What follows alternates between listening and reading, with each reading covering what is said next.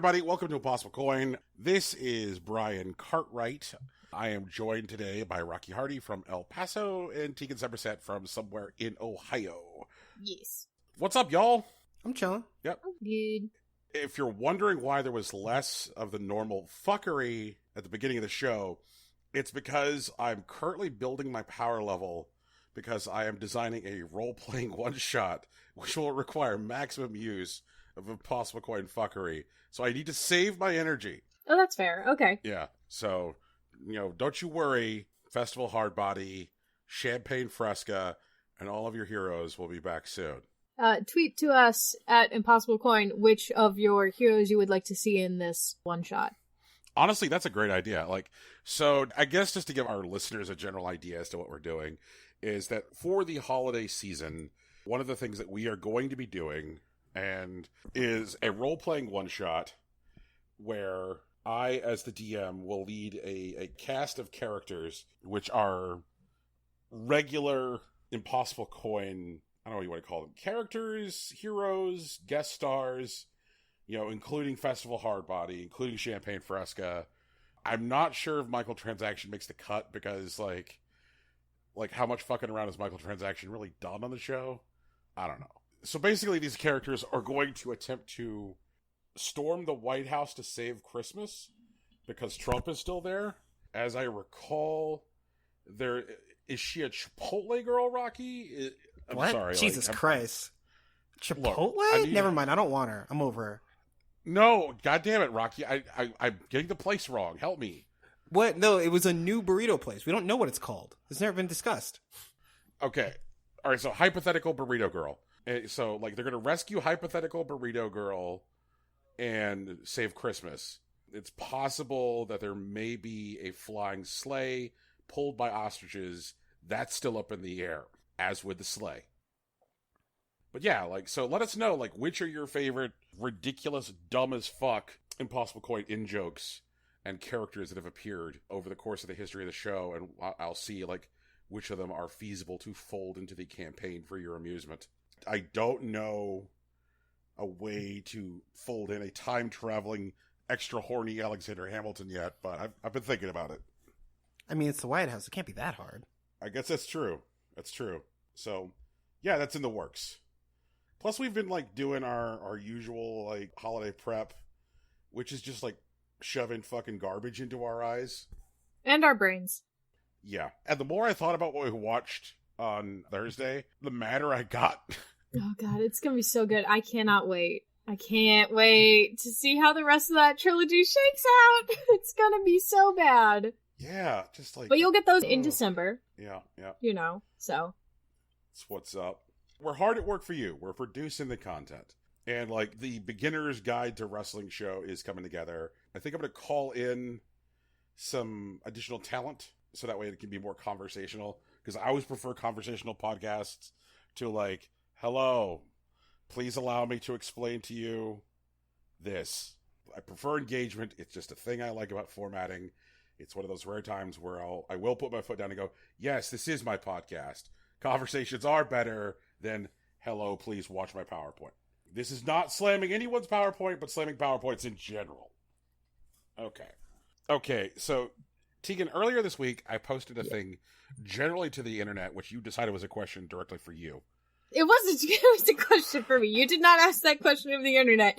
You asked that question of me specifically. Oh, okay, I did? I felt summoned by the universe. Wait, all right, Tegan, did I legitimately ask everyone, or did I ask you? You posted it on Twitter, but you knew that I would see it. God damn it, Tegan. So what you're saying is I did ask the internet. Yes, you asked the internet, but I was the one that the internet summoned to answer your question. Okay, all right. But this was a case of Brian wanted to find out if he had forgotten something and was remembering things wrong. Right. So, okay. And so it did go the way I thought, which was I asked the internet and you just showed up like I had cast some kind of summoning circle. Yes, exactly. Okay. You put the right words in that summoning circle, and I just launched into existence to answer your question. So, and my question was the Breath of the Wild Ganon the most successful Ganon? That was the way my question was phrased. Mm-hmm. Yeah, because I was like, homeboy fucked up Link and made Link sleep in a tanning bed for 100 years, what Ganon has had more success than that? You know, like... Right. And so, really? There's a Ganon which has done better than, like, lay Link out for 100 years? Yes. Because my initial response was, it depends on what you count as successful as far as, like, Ganons go. Ganondorfs.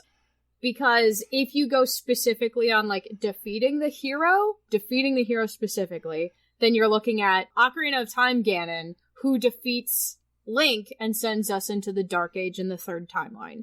If you're looking at Ganons that are able to successfully conquer anything, then you're looking at A Link to the Past Ganon specifically, and the Ganon that shows up for Wind Waker.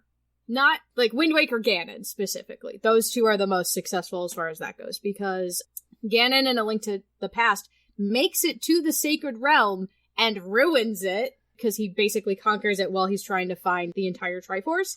And then Wind Waker Ganon is so successful in conquering Hyrule that the gods literally decide, fuck it, we're flooding this bitch. Like, there is no hope, we're just drowning it. Alright, so, like, it seems to me that the power level of all of these Ganons require, like, interstitials, things that happen between games. Because, like, if I'm playing Ocarina of Time, like here's Brian playing Ocarina of Time, you get to the end of the game's ending is not, fuck it, you lose. That is not the end of the video game. Mm-hmm. You are correct. Yes. Although technically, fuck it, you lose is an ending in every Zelda game, because, like, you do get that game over screen. But that's the only game where they've specifically said when you die, like, you create a different timeline. Ganon beats the hero, that's the end of that. Okay, but the premise that it is the most powerful Ganon is literally based on shit that does not happen in the video game.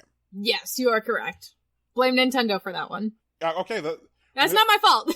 I'm just delivering. Okay, but, I mean, that's fine, but, like, so basically what I'm relying on for this to be the most powerful Ganon is some fucking asshole in a cubicle was like... So with... I mean, there's another perspective. Like, technically, like, Link and Zelda together are the ones that beats Ganon in almost every instance of, like, the series.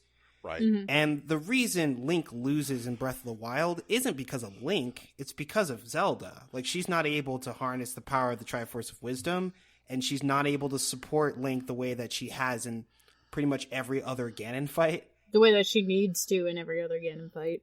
Right, and so Link loses, and, like, Zelda's, like, captured. I mean, I'm not even sure if we can say that Calamity Ganon is a powerful Ganon in comparison to the other ones. Calamity Ganon is, at its core, a failed resurrection. So he is on the same power level as the Ganon that you fight in the linked games for Oracle of Ages and Oracle of Seasons, because that is also a resurrection, but a corrupted one. So they're both fucked up resurrection attempts that you are ultimately able to defeat. Okay, alright. Too much? It's not that it's too much. It's just, like, again, like, how much of this shit requires coloring outside of the lines? Minimal at best. Ultimately, if you want literally no coloring outside of the lines, only exactly what is specified in the game, right. Wind Waker Ganon or Link to the Past Ganon are the strongest, because Link to the Past Ganon does, in the game, mm-hmm. Yeah. After the sages are banished by the wizard, yep. he does conquer the Sacred Realm. That is a thing that actually happens, and then you have to free the sages and fix everything that way. In the very beginning of Wind Waker, when they are telling you what happened to get you to the Great Sea, they say, Ganon rose, no hero showed up to stop him, the gods had to flood the world. That's what happened. So, those are the only two that have no coloring outside the lines that you have to do, no, like, outside game work. Okay. Because that's just, this is the setup for the game, this is what's happening like, in the game. Here is the premise, here's what's happening, go. Okay. Right. And so, like, I will definitely accept Link to the Past. Like, that makes perfect sense. The Wind Waker one, I think, is a little bit dicier, and the only reason I say it's dicier is because... It happens before the game happens? Not even that it happens before the game happens, because it's still, like, discussed, like, strictly in-game, like, you still get the explanation in-game. Yes. You're not getting it in some, like, coffee table book. Right. But the thing is that, like, with Link to the Past Ganon and Breath of the Wild Ganon, those successful Ganons, when they were doing their Ganon business, faced some level of opposition that they had to overcome. Wind Waker Ganon was just like, I'm a wild, and then he wilded. You know? Like, there was nothing... Well, I mean, theoretically, he did have to face, like, the opposition of, like, the Hylian forces, and, like, all of that nonsense, but there just wasn't a hero of courage or whatever to specifically go against him. Okay. Because Zelda fucked up, but you know. I just got an idea, and I think it's great. I'm not sure if it's great, but it just kind of roll it around in your mind for a moment. Mm-hmm. Picture, if you will, Ganondorf mm-hmm. walking into, like, a foot action or a Foot Locker. Okay. And then Ganondorf is like, they got a no chase policy, and just starts, like, picking up boxes and leaves. Oh my god, that's amazing. I could see it. I'm fine with this. Shoe Thief Ganon. Shoe Thief Ganon really does, like, hide boots in temples, though. Like, yes. That is a thing that happens also. Okay, yes. So also, I'm also hesitant to say that Calamity Ganon is the most successful Ganon, because we don't know what happened 100% when the Calamity was happening. That's coming out in the game that comes out on the 20th of this month, the Hyrule Warriors game. And also, we don't know the story behind that dehydrated Ganon at the bottom underneath the Hyrule Castle. So I feel like when Breath of the Wild 2 comes out, and after Hyrule Warriors Age of Calamity comes out, we'll have a better picture as to whether that Ganon would have ultimately been the most powerful Ganon. Okay. But right now, I don't think so. I get that. And this is where I think it gets touchy, but I think it's more open to, like, earnest debate. Mm-hmm. Because, like, a lot of times, like let's say you're talking The Godfather. A lot of people feel like their viewing of The Godfather is now informed by their viewing of The Godfather Part 2 or The Godfather Part 3. You know, because, like, they form this, like, single, cohesive, like, 9-hour story. But I think that there are other people, you know, who also hold the perspective, and I think it's, you know, tough to tell those people that they're wrong, that, like, each individual piece of art should be considered and judged on its own, you know, based on, like, what's inside of it. I think that if there was just The Godfather Part 3, most people would be like, that movie's okay, Al Pacino yells in it a lot. But, like, it gets a lot of latitude, and it gets a lot of, like, space because of its relationship to The Godfather 1 and The Godfather 2. And both perspectives are simultaneously valid. I think that, like, you could say, like, okay, these form a single cohesive narrative, and so that single cohesive narrative should be judged, but also each individual piece of art should be able to stand on its own and be judged on its own. Now, like, lore keeping gets, like, complicated because with stuff like Zelda and stuff like Star Wars, there's not a single artist with whom the buck stops. Mm-hmm. There is no Mr. Star Wars, there is no Mr. Zelda, you know, whom you could be like, okay, what the fuck do you actually mean here? Because, like, at the end of the day, the buck stops with an office building of people who all work on Star Wars or all work on Zelda. And so, like, there is no singular voice that controls the canon now. And that's where we get into, like, sticky wickets, like coffee table books and such. And it's just like, I don't know. I just got hung up on this fucking thing earlier this week. I was like, man, Calamity Ganon. He just laid Link the fuck out. Well, he didn't technically. A Guardian did. You know, it was a Guardian controlled by Ganon, but it wasn't Ganon. So there's that too. But also, while you were talking, I was thinking about the other Ganons. Mm-hmm. And you could make an argument, like, third place Ganon, like, your runner-up Ganon for this is going to be Ganondorf from Twilight Princess specifically. Mm-hmm. Because he does kill a sage, and then uses a very high charisma score somehow to fucking take over the Twilight Realm. You know?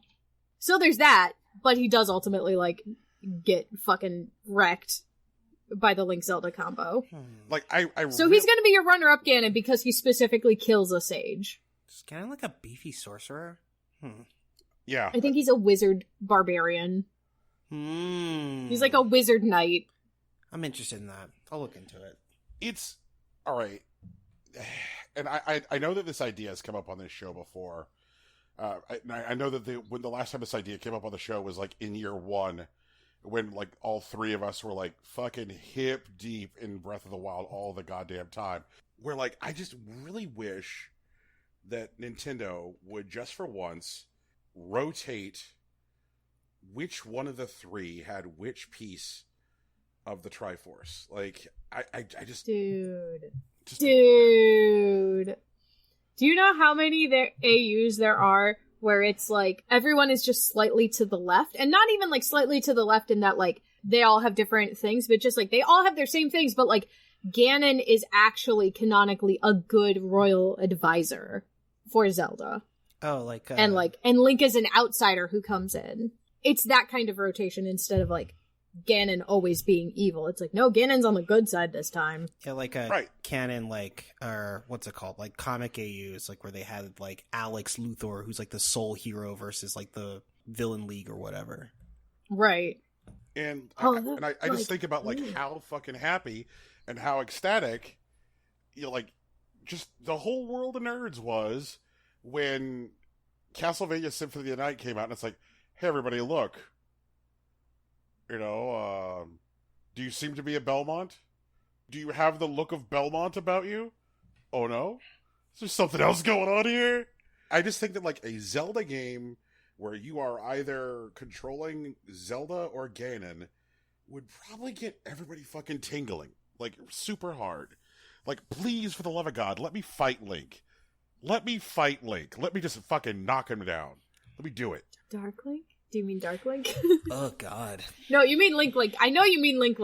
But, like, also, like, there are some... and this gets into, like, the big, like, the Zelda theory lore behind it. But, like, if there are more players in this event than just the 4 gods and Link, Zelda, Ganon, then... how does that affect the entire dynamic?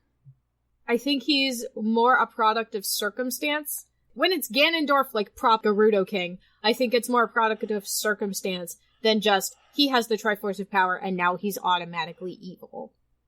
As opposed to Ganon, the Moblin King, who is just a force of destruction. You know? Right. I'm interested in dehydrated Ganondorf at the bottom of Hyrule Castle. I'm very interested in that. I want to know. I got questions. There are no answers yet. Nintendo will not satisfy me. I already know. It's one of those things where it's hard to separate the fact that, like, The Legend of Zelda is Western mythology seen through, like, a Japanese perspective. The swords, the shields, the landscape, so much about, like, the way, you know, Hyrule has looked through the years has looked like an Eastern perspective on like sword and sorcery, mm-hmm. And like down to the fact that like in the first fucking Zelda game, Link is running around with a shield with a cross on it. Yep. Yeah, and so like there is like this like connection with like the whole idea of Triforce and a Holy Trinity, and that's where you start to get interesting ideas like, is Ganon both simultaneously Ganon and Ganondorf at the same time, much the way, you know, Christ is the Holy Spirit, and what does that mean? And Jesus fucking Christ, I can't believe I've tumbled into this hole today. Just, like, there's a lot of meat on the bone, and much more than, like, something like Mario. Like, friends, I hate to break it to you, there's really no meat on the bone with Mario. He's sometimes a plumber, he's sometimes not. He jumps, he goes woohoo, gives a shit. It's the jumping game. Mm-hmm. But with Zelda, they seem to have, like, accidentally stumbled into something which is, like, very lore-rich, which just kind of, like, lets the mind wander easily. So that when you ask yourself questions like, who is the most fuckable Ganondorf? Nintendo, okay, to answer that question though, you do have to find someone who is a monster fucker, because like, in order to properly Tegan, assess all forms of... In order to properly assess all forms... We're not moblin fucking Ganon. here. This is a moblin-free zone. Okay, if we're not fucking the moblins, then it is Twilight Princess Ganon. It's Twilight Princess Ganondorf. Yep, he's the hottest. I do not take criticism on that. The exception will be if rehydrated Ganon is as hot as the fan art makes him out to be, then he will be the hottest one. But right now it is Twilight Princess Ganondorf. That guy is evil, and he is sexy. does being evil make him sexier? Depends on who you ask. Yeah, it depends on who you ask. Okay.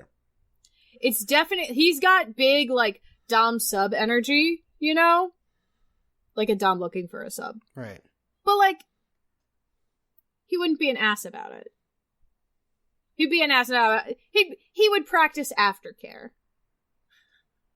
I can't really imagine Ganondorf, like, reasonably doing aftercare, but I don't want to sell him short. Well, the thing is, like, he has a whole flock of female attendants, so, like, he knows something about emotional, like, care. Wait, is that canon?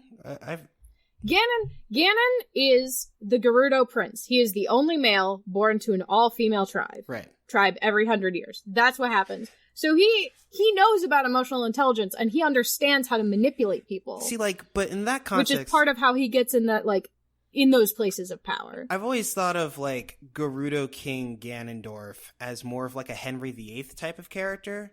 Where, like, he's definitely powerful, but, like, outside of the Triforce, like, he's solely defined by, like, the women around him.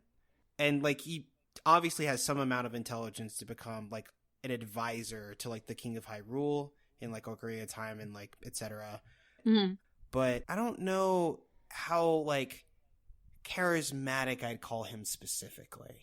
I don't think I think it's a high charisma score. I don't think it's necessarily all charm. Okay. You know? Yeah. But I do believe that as a man who knows what he wants and exactly how to get it, and who looks like that, he's fine. Fair enough. Tegan, Also, he fucking knows what he's doing in the bedroom. Tegan, You can't tell me he doesn't. Tegan, why does it sound like you're ready to fucking ride the bang bus with Ganondorf? You asked me who the hottest one is. You did, it's true. Well, I know, but, like, I was not full on expecting... Like, I don't think I've ever heard Tegan's thirst voice before. Jesus fucking Christ. I'm bewildered. I'm over here. So it's from, like... I'm over here, he says. Yeah. Okay, so, like, we all know this. It's in my bios everywhere. Like, I'm on the ace spectrum sort of thing. I'm asexual. But, like, I can understand as someone who, like, is really, like, instantly turned off by, like, weak-ass relationships. Like, I can see exactly where the appeal in Ganon is. Like, I can see how you make that sexy. And so that's all I'm focusing on. Like, obviously, he's also a dick. He's a dictator in the most literal sense. So, like, the only people who should be attracted to him are people who are trying to be users and end up being abusers. Like, that's it, you know?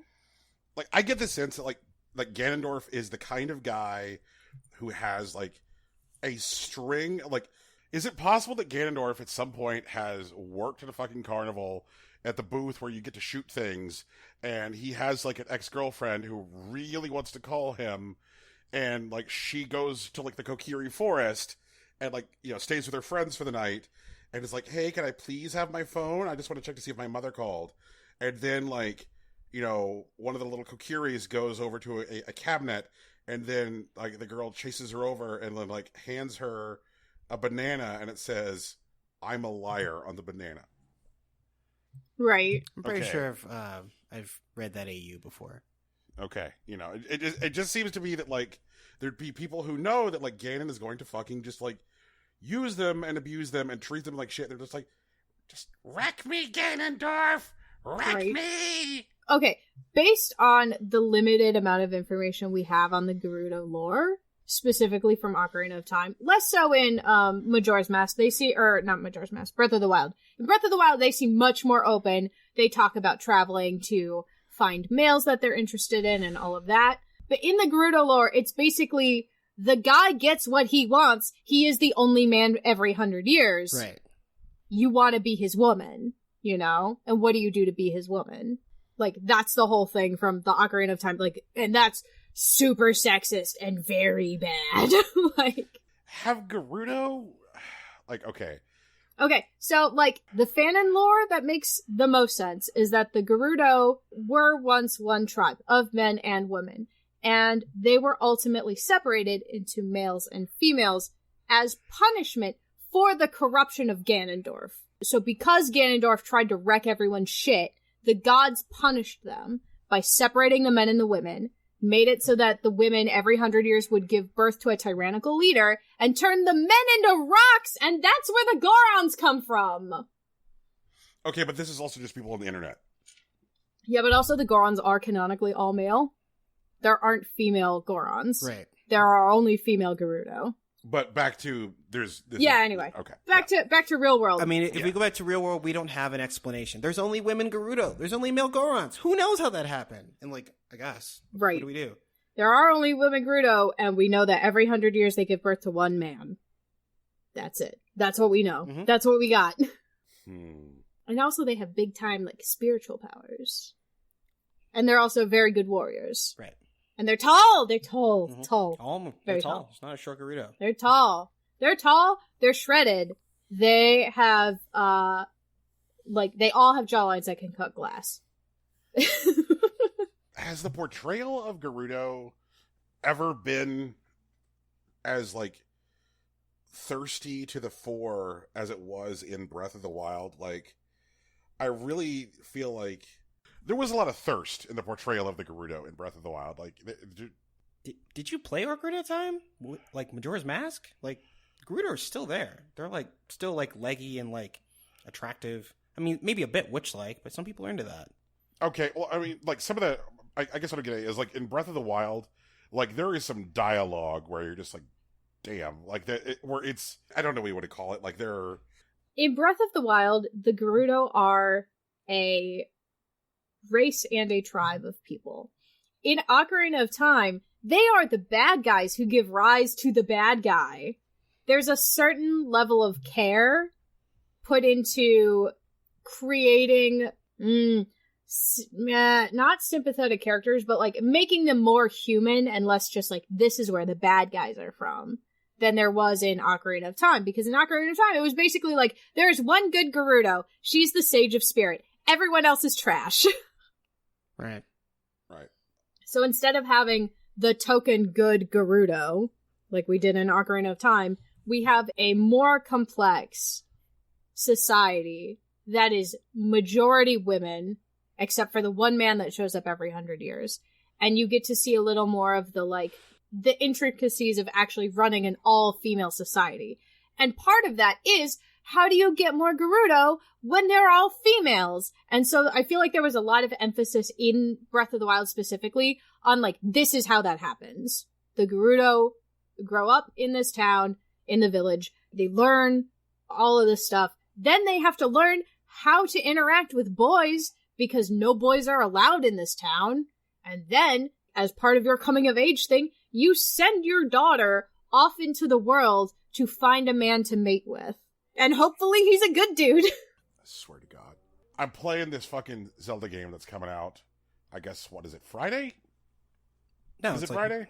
Yeah. It's, oh wait, today's Saturday. Yeah, it is Friday. Today, recording day is Saturday, posting day is Wednesday. Yes, it will come out on Friday. Yeah. No spoilers, please. I asked for it for my birthday, which isn't until the end of the month. So I won't be playing it right away, even though I want to.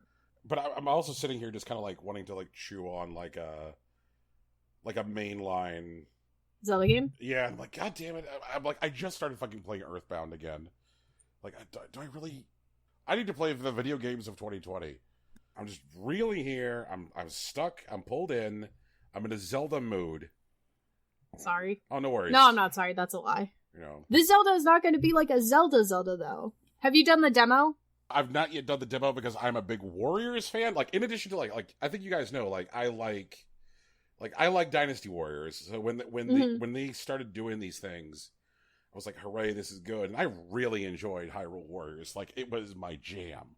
Like, I really thought that like it had the right balance of Zelda and Dynasty Warriors bullshit. And like some of the stuff I've seen thus far, like I got one look at the baby guardian and I was like, yup, this is for me. This is 110% for me. Look at the little baby guardian. Oh my God. So like I am ready. Just like put it into my veins. Tegan, have you seen Baby Guardian? I have seen Baby Guardian. You are aware that if you play the demo, your progress carries over, right? I did not know that. Okay, yes. If you start the demo, your progress carries over to the game. Well then. So you'll be fine. Okay. It's not just a demo. It's like the first, like, story mission sort of deal. Okay. Well then there's a whole thing to chew on. Yeah! Yeah. So, thank you for coming to our half-hour unfuckable Ganons and powerful Ganons. If you disagree with me on which Ganon is the most fuckable, I will remind you it is No Nuance November, and I am not going to debate you. Jesus Christ. Oh, No Nuance November. Yeah, you'd know that if you were on TikTok, Brian. Brian, I need you to know that guy I sent you with the advertisement for Phoenix, Arizona, has a whole TikTok, and it's great! They're all just like that. You got some weird energy down there, and that's okay. God damn it. Alright, I think there's other things we're talking about. Oh yeah, there's other things. Are those NaNoWriMo or No Nut November? No, they're not. Okay. No, okay, we're not doing No Nut November this year. 2020's been hard enough. Go ahead and let it out. Yeah, I'm actually doing Nonstop Nut November. I don't need to know that, but thank you. You're welcome, Tegan. What? Rocky, does that mean that right now you're a fire hose man? I don't need to know that. I don't need to know that. We'll talk about it later, Brian. Oh, okay. Oh boy. Tegan, you're learning Latin here, apparently? No, I'm not. You were there. You weren't there. You ducked out. That's right. Okay, I gotta... So there was a YouTube channel that I got very invested in. Okay. In the last 14 days. Sure. Brian, it was called Unis Honest. And it no longer exists. And, like, it was a wild ride. It was bonkers the whole time. So, Markiplier, you know Markiplier, the prominent video gaming YouTuber, and Crank Game Plays, another video gaming YouTuber, came together and made this channel called Unis Honest. And they posted a video every day for 1 calendar year, and then they deleted the entire channel, and they deleted the subreddit, and they deleted the Twitter, and they deleted their Tumblr, and they deleted everything. There is the only thing we have now of Unis Honest is the memes. And it's so bizarre. And for the last day, they posted a video, and then they did a live stream. And the live stream was the last 12 hours that the channel was going to be live. And I watched 12 hours. I watched 12 hours of live stream. That's a lot. It's a lot. And during the live stream, they thanked all their editors. They thanked a bunch of guests. They showed a bunch of, like, videos that they wanted to see one last time. There was also a lot of fan art. There was a lot of fan art. They pulled up memes from the subreddit. They posted, like, all kinds of stuff. And, like, they showed everyone. Ethan, who's Crank Game Plays, he got tattooed on the stream. Oh, yeah. Tegan might be getting a tattoo, by the way. I might be getting a tattoo.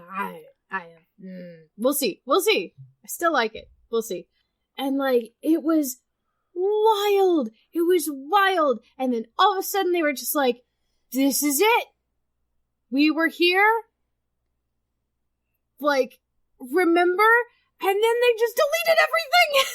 Yeah, it's gone. And it's gone. Can't find It's it. gone. There was a piece on it, Brian. Yeah, it's true. There was a piece on it. There was a video they made where they, like, there were, like, 4 videos where they explored this, like, abandoned construction house. They went to camp, and they did these weird camp videos that had, like, ciphers in them and stuff. There was this whole thing about whether Unis and Honest were separate characters from Mark and Ethan, or if they were the same characters, and if there were a bunch of videos where, like, at the end of every video, Mark and Ethan died, and, like, it was so weird. It was weird and wonderful and great for 1 year, and now it's all gone, and, like, I don't know how to feel. And I was up. They deleted the channel at midnight, their time, which is 3 a.m. my time. And then I got up today at 8 because I have no control over my sleep schedule. And I wake up at 8 a.m. on the latest. And, like, wow, it was a time. And I maybe cried a little bit when the channel got deleted. Was because I was tired, or was it because it was a good thing and now it's gone? And all I have is the memories. Like, who knows? Yes, both. Probably both. It was a good time. And, like, And now people are posting things because, like, they all of a sudden, like Unis Honest people, obviously, like, with the end of anything, or with, like, a CD launch or whatever, all the fans, like, come out of the woodwork, you know, and start, like, mass posting on shit. So, like, Unis Honest's over party was trending on Twitter, and then they'd change the hashtag, and they'd get that one trending, and then the next one, the whole night. And a bunch of people, like, this morning, obviously, like, I woke up and my friends were like, what the fuck are you posting about? And one of my friends posted that, like, Griffin meme, where it's like, I don't know what is, and at this point I'm too afraid to ask. And it said, I don't know what Unis Honest is, and at this point it's too late to ask. It was wild. It was great. It was weird. Watching a bunch of it all at once, it feels like it would have been your brand of chaos, but, like, I'm not convinced it would have been. It was so weird. I think Brian and now it's just gone. What they were doing. No, it's just gone. Okay. Mm-hmm. I think this is a reflection of me. There comes a point where, like, sometimes when an explanation goes long enough that I have no idea what the fuck I've just heard. That's okay. And I don't even know where to start asking. I literally have no idea what the fuck you're talking about. Okay. Like, I just know that I know there's a thing called Hakuna Matata and it's gone now. Okay. Let me try again. I will make this more concise. Unis Honest was a channel run by Markiplier and Crank Gameplays, who are two video game YouTubers. Okay. They made a video every day for a year, and at the end of that year, they deleted the channel. At the beginning of every video, to remind you that the end was coming and that time was passing, there was a countdown until the end of the channel. Ultimately, the message of the channel was letting go and using your time to do things you want to do, even if it doesn't seem there's a payoff right away, because a year spent doing anything is better than a year spent wishing to do something. Okay. Last night, as of recording, was the last day of the channel. They did a 12-hour live stream so that everyone had a chance to say goodbye. I watched the entire thing and got emotional at the end. And I think you would have enjoyed it, but it's too late to enjoy it because everything is gone and all we have are the weird-ass memes. Okay, so... Was that better? I now understand what the fuck you're talking about. Okay. All right.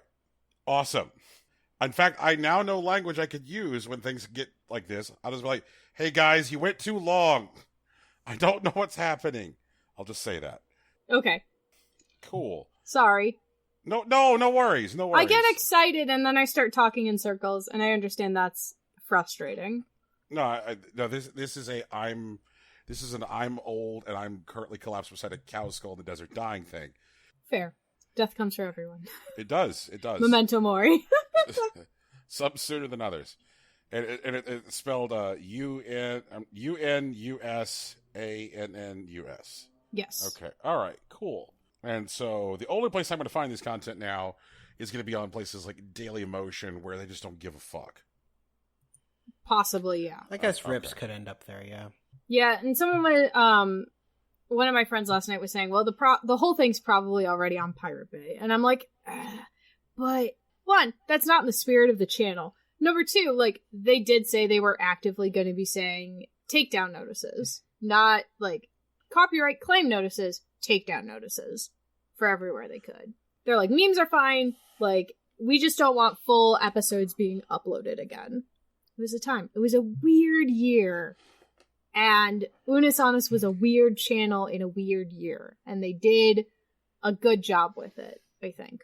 That's legitimately fascinating to me. Like, because that kind of, like, destructible, finite art project idea, that's interesting to me. Like, there is a 5-part film that came out in the 1990s, which kind of, like, had a similar premise. Like, the idea that, like, it only functions in certain spaces. It only exists in certain spaces. There is a point past which it doesn't exist. Mm-hmm. And it was called the Cremaster Cycle. And, like, the only way to see this thing was, like, at specific, like, museum exhibitions. Oh, okay. Yeah, and there was a point past which, like, nothing, like there was only, like, 30 minutes of the third part has ever been, like, released for, like, availability to home. You can get a 30-minute section of Crewmaster 3 called The Order, and everything else can't be seen. And, like, Crewmaster 3 was, like, a 3.5-hour movie, sprawling, big budget, the whole bit. And, like, Crewmaster 1 was, like, this, like, big Busby Berkeley musical with, like, crane shots of, like, hundreds of people, like, dancing at the same time, like, big, giant dance numbers. But then, the director's like, and it's gone now. Man, okay. I like that kind of art. Like, the art that, like, is tied to a time and place, which kind of, like, makes the experience more urgent. It reminds me of that TV show that I was talking about earlier this year, Dispatches from Elsewhere, starring Jason Segel, which was about the Jejune Institute game that happened in San Francisco, where, like, once the Jejune Institute game was over, you couldn't participate anymore, and there was, like, no physical artifact of it left around the city. Like, just, like, it was gone. All you had left was the memories. And so, like, I think it's cool that, like, Markiplier tried to do something like this. Like, neat. You're right, this is my brand of bullshit. I'm sorry you didn't get to experience it. Well, I mean, that's... I wish I had told you about it sooner. Well, maybe if you had taken some of that energy for screaming at me about the fucking short people volleyball thing. Brian, I'm once again asking you to watch IQ. IQ is great. Okay. Well, this sounds fascinating. I'll probably go do some more reading about it. It is neat. So, like, low-key, here's what I hope. I hope in 5 or 10 years, they release, like, 6 videos on, like, a DVD. You know? Just, like, a smattering of Unis Annas. And that's it. Nothing else. You know? And it's up for, like, 2 hours and then it's gone. Because I think that would be fun. And also, like, that's a year's worth of videos. That's so much editing time. And, like, it feels weird that they just, like, threw it out. You know? It's just gone. The whole channel's deleted. When my Windows browser, like, shut down incorrectly last night when I was turning off my computer. And so, it very helpfully tried to restore the last thing I was watching. And then it had to tell me that the page I was watching no longer existed. Because it tried to pull up the live stream. Which no longer exists. So, it was sad. It was happy sad, though. It was good. Oh, I mean, that sounds like a hell of a thing. And, like, I guess I'll poke around the edges of it, which will probably be, like, critical writing about it and stuff like that. Yeah. I mean, you can check out, like, there's definitely going to be, like, snippets and fan art, which is going to be neat. And the memes are always there. Yeah! Anyway, on another note, I got the Unis Annas of systems now, because I got the PlayStation 5, and I have the Xbox, so I got the white one and the black one. Haha. Oh, that was a whole theme, like, the coloring theme was all black and white. Anyway, so I got my PlayStation 5, I got my Xbox Series X. I have not opened the PlayStation 5 yet. It's just chilling. Okay. Still sealed in the box. On a scale of bread box to a whole city block, how big is it? The box. The box itself is about the size of my computer tower. It is 5 pounds heavier than the Xbox Series X is. And when I tried to pick it up by the plastic handle broke. So I had to carry it by the bottom. Jesus Christ. Yep. Is it big enough that somebody could mistake it for a space heater? It's big enough that the box itself is as big as, like, a box fan. God damn. Yeah, it's big. It's a big box. I have not opened it yet. I have not unboxed the box yet. It's just hanging out. They were like, do you want any games for it? And I said, no. And then I left. I haven't picked up anything for it. I don't have any games. I don't have anything. That's like, that was like fucking $500 or whatever. It was expensive. Got a 2-year warranty on it just in case, because I heard some horror stories. Hang on. But so far, I have no opinion on it other than I have it. So Well, I mean, that's more of a fact. Yeah, it sure is a thing that I have in my house now. Right now it's sitting underneath the like stand that I have our downstairs TV on. And underneath that also are like two large speakers. They're like the old like not like surround sound speakers, but you know what I mean? You know what I mean? They're like speaker cabinets and they have like the two speaker like boxes in them. My dad has a bunch of them because he would like plug his record player into them so that like his record player would be louder, you know? And also my dad's weird. So we have like two of those and the box for the PlayStation is almost as tall as those. I can send you guys a picture in a bit. But yeah. It's big. It's a big box. It's a big box. It's a heavy box. I thought, okay. So like they're like, yeah, it's heavier than the Xbox. Be careful when you're carrying it. Like, I picked it up, and I picked up the Xbox box, and I thought the Xbox box was heavier. But, like, what the fuck do I know, I guess? They didn't have a bag big enough for me to put the PlayStation box in. Like, even the big, so I picked up my PlayStation from GameStop. And you know the big, black, oversized bags that they give out for Christmas? The box is bigger than those bags. Wow. Yeah, it's big box. Sounds like a lot. I'll send you guys a picture with cat for scale. Excellent. That's always very important. Cat for scale is key. Yeah, that's my favorite picture to send. And then we can post it on the social media so everyone who doesn't have a PlayStation can see how big the PlayStation box is with cat for scale. Cat for scale can be very deceiving in the Cartwright house because, like, we have two size cats. There is Toshiro, who is big boy. Mm-hmm. And then, like, Gogo and Kage are very small. Mm-hmm. So, like, I have... Where does Vlad stack up in the lineup? Well Kage is Vlad now. Oh, yeah, like, Kage is Vlad. Yeah, right. we have decided that, like, naming must be consistent. And so Kage is Kage. It's also helpful that, like, he rolls around, like, after Toshiro as if he was, like, Toshiro's lieutenant. You know, like one step back into the side, like... Gotcha, yep. You know, like his enforcer. You know, like his Kage. Like, just like, there's this little black cat following this, like, big-ass fat cat around. Like, big-ass fat cat is the boss. And then, like, I just picture, like, various Muppets who would follow other Muppets around and go, yeah! You know, like, that kind of thing. It's cute. He's cute. Yeah, well, you have a giant thing. We look forward to more reports when the giant thing is opened. Yep. I will definitely give updates when the giant thing is opened. And I will post unboxing photos from when I actually unbox it and set it up, like, so you'll see it in my setup on our Tumblr. So, like, I thought about buying a thing yesterday, but I literally, like, thought about it for 10 minutes and then couldn't buy it. That's too long. If you have to think about buying something for 10 minutes, you probably shouldn't buy it. And that's a conclusion I came to. Because once it was, like, not available, I was like, well, I shouldn't have spent $50 on that anyway. Nintendo released this, like, Game & Watch Super Mario Brothers thing. And I was like, man, I'm like, I have how many devices I can currently play Super Mario Brothers on? You know, like, I literally haven't, like, I have it installed on my 3DS. Right. I can play it on my fucking Switch. Mm-hmm. Let's be real, it's on my RG351P. You know, like, it's, like, I have devices on which I can play Mario Brothers shooting out of my ass.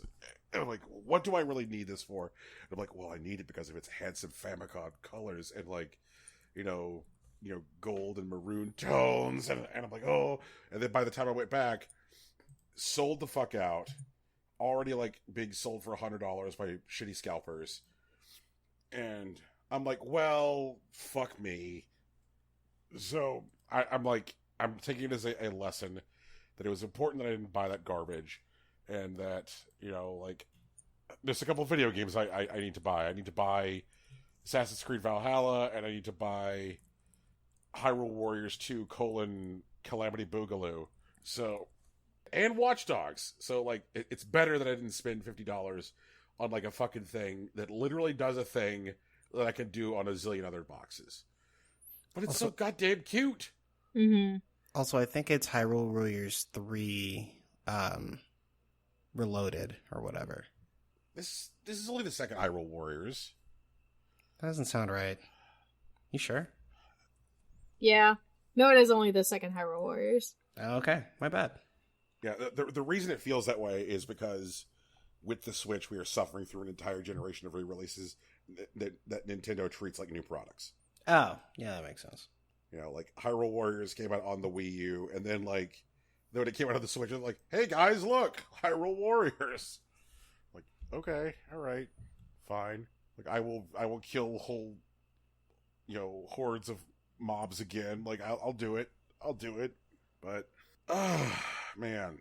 So I see you've been playing some more of that, like, Breath of the Wild anime titty game. Yeah, I have been. So in my experience, it's less about the anime titties, Mm-hmm. The dudes are more fun to play as. I'm just gonna say it. The dudes are more fun to play as than the girls. So the 1.1 update is out. I've messed around with the reputation system a little bit. The bounties are cool, which is a new thing. Each major, country, I guess, will ask you to do some bounties there. They range from 3 to 5 stars in difficulty, and you can do 3 a day. 3 total. Not 3 per country, 3 a day. They give you extra, battle pass points or whatever, which are, their season passes, but the season pass is free. The general season pass is free, and then there's one that you can buy, for $5 for the month, where you get, the double rewards or whatever. Mm. But it's unnecessary, so, I'm not dumping my money into it. And they gave us a ton of in-game currency. They gave us, 500 in-game currency because of the update. And then they found a glitch in the update and they had to fix that. So that was nice. I did 1 pull on the new banner. And I got an Electro sword girl. She's big. She got a big sword. She's a beautiful lady with a big sword. But I don't like the big sword characters, so I probably won't use her very much. But my other friends who do have her like her a lot. So maybe I will. Who knows? We'll see. It's neat. The update doesn't detract from anything. It's not like they input this update and now, the quality of life in the game is worse. The quality of life in the game is definitely better. I have seen more people complaining that Genshin Impact is not a game that respects your time. I think this game is more a game for casual players than, the usual gacha crowd. It's less hardcore grind to get the thing you want from the special banner, and more you can play once every other day, you can play once a week, you can play once a month, it doesn't matter, Okay. Because the world progress isn't going to be ruined if you miss stuff, because you're not really going to miss stuff. Okay. IMO. So yeah, I can see it, people complaining that it doesn't respect your time and that it takes a long time to do things, It's a big open world game. It takes time to do things in open world games. It's not a big deal. To me. I think it's a way to avoid, the Avengers problem. Right, where everyone finishes the thing and then they're like, now what? Yeah. I do see, so there were, at the beginning of the game, they give you a ton of, the level up items, which are, different kinds of papers. And just with all consumables in all video games, there are 2 schools of thought on them. Either you use them right away to max out your characters, or you wait. And I've been in the camp that is waiting. I don't use them. So I have a huge stockpile, which is apparently going to come in very handy when I get to the current, near max level content stuff, where it's it takes so long for you to level up a character. And one of my friends who is playing has already blown most of hers. So, or I guess used most of hers, because I don't know. I feel like she's gonna get frustrated and quit, and at the part where she's frustrated and quitting, I'm gonna be able to pump my characters full of stuff. Okay. Well, we'll see. It sure is, interesting. I am ultimately looking forward to when they add more countries, the other countries, because it seems each country worships a different god, and right now there's only the 2 in the game. Geo and Animo, the wind and the earth. Mm. So there's a water god, an ice god, an electricity god, a plant god, earth, air, and a fire god. So there's definitely room to expand. I'm sure they're gonna dump a bunch more characters into the game. The roll odds don't feel terrible. They're not great. I'm not here gonna say that Right Up does good things for you, like, but they don't feel awful. You know? And I do like that they give you the opportunity to try all of the banner characters before you roll. Because that way, if you don't like the characters in the banner, one, you get some like, level up or energy stuff or whatever for doing the trial, which is nice.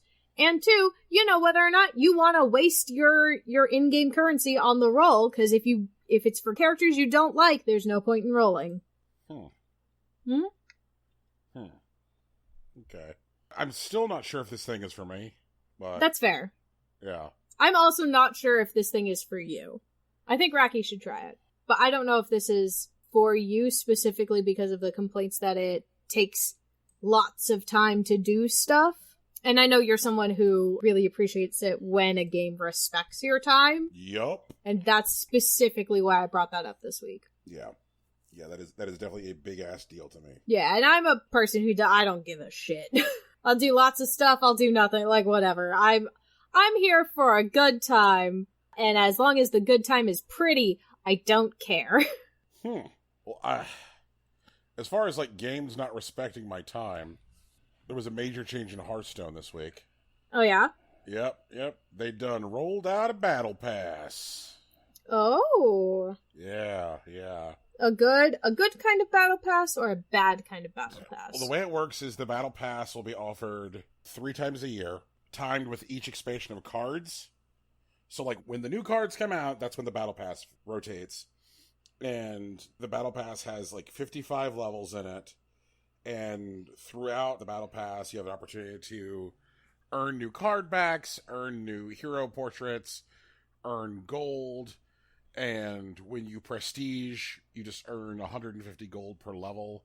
And they're like, so see, we promise you'll have an opportunity to earn just as much gold in between expansions as you did before. And I'm like, I'm not sure about that, guys, because I'm currently, like, before the battle pass dropped, I was sitting on 6,600 gold, waiting for the new expansion to come out, just, like, ready to go.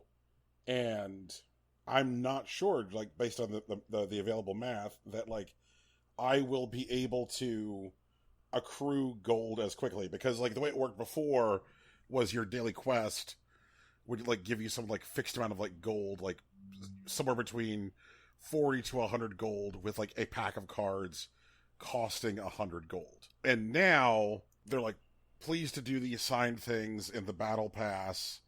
And, like, the things in the battle pass, you'll have, like, daily quest assigned, you'll have weekly quest assigned, and I'm just like, man, so far it feels like everything's going slower. So... Well, like, but the idea is that it speeds up once you prestige, right? Because, like, you hit 55, and then you get 150 per level after that. If you cycle back around, you get your 6K. Yeah, but I can tell you that, like, so far, I got the battle pass. I picked it up, I guess, yesterday. Sure. And they give you, like, 3 queued weekly quests as if the battle pass had already been available for 3 weeks. So, like, see, look, there's 3 weekly quests. And they also gave us 3 queued dailies. And so by pushing through 3 queued dailies, 3 queued weeklies, I was able to get to level 15 in the battle pass. In a day. But, okay. Like, once I hit 15, like, things just really started, like, grinding to a halt. I get that. Sometimes that happens. And, like, in the battle pass, there are things that are available just for, like, like 10 XP here, 10 XP there, so you're just trying to hit the next level. And it's just like, Jesus Christ, like, if you're looking for, like, 2,000 XP to trip to the next level, then getting 10 because you've played 100 beasts is, like, fucking worthless. Ooh, yeah, that's fucking bad. Yeah. I get that. Which means that, like, really the only things that, like, can meaningfully impact your progress in the battle pass are, like, the dailies and weeklies. Meaning that, like, if they give you a weekly you want no part of, if they're like, win 5 games of Battlegrounds, and you normally don't play the Battlegrounds mode because you don't think it's fun, you're like, well, I guess I'm playing Battlegrounds this week because I need this. And that just sucks. Or if they're just like, hey, go play in the arena, like, play 3 rounds of arena, and it's like, Well, I didn't want to play Arena, and Arena costs gold. So now I'm burning gold to get XP in order to advance my battle pass, which is not great. That is definitely less than ideal. Agree. Very agree. So, I guess the jury's out on it, but, like, I can tell you that this juror remains unconvinced. It just kind of feels like at this point that, like, battle passes are like the scoundrel's last reward. Like, when you're massively multiplayer game that requires, like, user retention and user engagement starts to, like, have a player base that falters, you introduce a battle pass which, like, actively punishes people for not paying you periodically and actively punishes them for not playing constantly. I guess that's one way to read it, but my understanding with battle passes is that it's a way for them to essentially guide players into things that may or may not need retooling. Apex uses it in a way to, like, measure out how effective or how powerful certain guns are or whatever. They'll throw up a weekly and they'll say, hey, use this submachine gun. And yeah, I agree it's, like, less fun, like, and that isn't a player's problem. But the devs are, like, looking at the gun and they're trying to get a bunch of data on it at once. And they say, okay, so these many people picked up the thing. I'm now paying you for the privilege to QA your fucking game. Maybe. Yeah. But if they make a better game because of it, maybe that's a trade-off. Once again, I don't know. But I'm trying to piece together, like, why they would do it if everyone hates it. Like, there has to be some impetus. I keep saying that word wrong. Right. Like, and obviously they're like, hey, look, you get, in the case of, like, Hearthstone, like, you get new card backs and you get new hero portraits and shit like that. Mm-hmm. It's all cosmetics. Right. Right. Well, I mean, it can't be anything game balancing. Like, that would be worse. And there are levels where you get, like, card packs, but, like, card packs are not game balancing. Like, they're not going to, like, change the value of what your cards do. It's just like, right. Here's more, like, just like, here's more cards. And, like, one of the things that also, like, just, like, frosts my beanbag is that, like, the levels where you are getting card packs, like, it's not even till, like, level 40 or, like, level 45 in the fucking battle pass do they start giving you card packs for the current expansion. They're like, here's card packs for, like, 2 expansions ago. And, like, really? Really? That's what you're doing? That's where we are? That's who we are? That is definitely less than ideal. Yeah. Like, strong agree. With Genshin's Battle Pass system, it's free for, like, to just participate in it, and if you pay the, like, $5 or whatever, it only, like, gives you the, whatever, like, the bonus rewards are. Mm-hmm. And they all give you the same stuff. It's all, like, more level up items and more, like, in-game currency stuff. So it's not anything that you would be missing by just not, like, exploring in the world, you know? Right. So I feel like that's a better way to do it than what Hearthstone's doing, but also, like, not great still, you know? Right. Yeah, I have definitely not been a fan of, you know, like, this kind of monetization. Like, also, Hearthstone has been a game which I have ardently defended for years, as saying that, like, someone could conceivably play Hearthstone without spending money, because, like, the way that the daily quests were structured before, you could just do your dailies, and then when the expansion comes out, have enough gold to get a shit ton of packs and, like, be fine. And now, like, that doesn't seem possible. Possible feels like a strong word here, but I haven't done the math. I mean, it cannot feel possible and still be possible, but if the player feels like it's not possible, why would they bother? Sure, but I would stand to reason that's a different argument. Because I know there's some things, like, specifically there are battle passes that definitely slow down in the middle and speed up at the end. And the dumbest part about it is that most of the time there isn't a way to tell, but I'm not so sure. I'd like to see the math. That's all I'm saying. And, like, and obviously, like, these are initial impressions for me as well. You know, like I said, it dropped late Thursday night. Mm-hmm. I will have more perspective on this, like, as it goes on. And what's weird about this is that, like, you know, that, like, I've been pretty hot on Hearthstone this year. Like, all of the expansions which have come out so far this year have been, like, very good. Mm-hmm. And, like, so far they have, you know, created a pretty positive, user experience, this year. Like, it has been one of the best years for Hearthstone. Like, probably since, like, the first or second year, this has been, like, the best year of Hearthstone. Like, it's been a great pleasure to play, and when the expansion drops, the expansion which is tied to this Battle Pass, Dark Moon Fair, I'm very excited about all the Dark Moon Fair cards, and I can't wait to start, like, making, decks with that use those cards. But I feel like Hearthstone will do anything to make me not, like, leave. And I'm like Hearthstone, you already had me. Like, you had gotten me through, like, the changes that you had made to, like, card design and card balance. Like, they're like, it wasn't like I was having trouble, like, finding a game either. And the other thing that, like, really, like, galls me about this, like, this Battle Pass is that, like, since the Battle Pass has dropped, there has been, like, outright connectivity issues to the servers. Like, I'll be, like, just playing a match, and, like, all of a sudden, like, I'll drop my connection to the server. Yee, that's not good. Yeah, definitely not good. But, yeah, like, but also, like, what Rocky said is definitely, like, fair. It's early goings. Like, we'll see how things look in, like, a month or two, or like, I think probably, like, a month into the new expansion would probably be a good time to, like, check in on, like, how the Battle Pass feels. That's fair. Okay, we can check back. Well, we'll have to check back in January. That's true. Yeah. Because next month is going to be... We'll still have social media. Brian can yell about it on Twitter. Yeah, but I mean, like, for people who mostly listen, look forward to that in January. Yep. Well, actually, February, if we're being honest. Oh, that's true. Yeah, Game of the Year stuff. Well, might be in our, like, ongoing games as a service sort of deal. Oh, yeah, that's true. That's a good point, because, like, when we talk about, like, the games that impact us over the course of the year, I definitely have a lot to say about Hearthstone, and I will have a lot to say about how Battle Pass closed out the experience of 2020. Yep. Yeah, so I guess you will hear about it in January, y'all. Huzzah.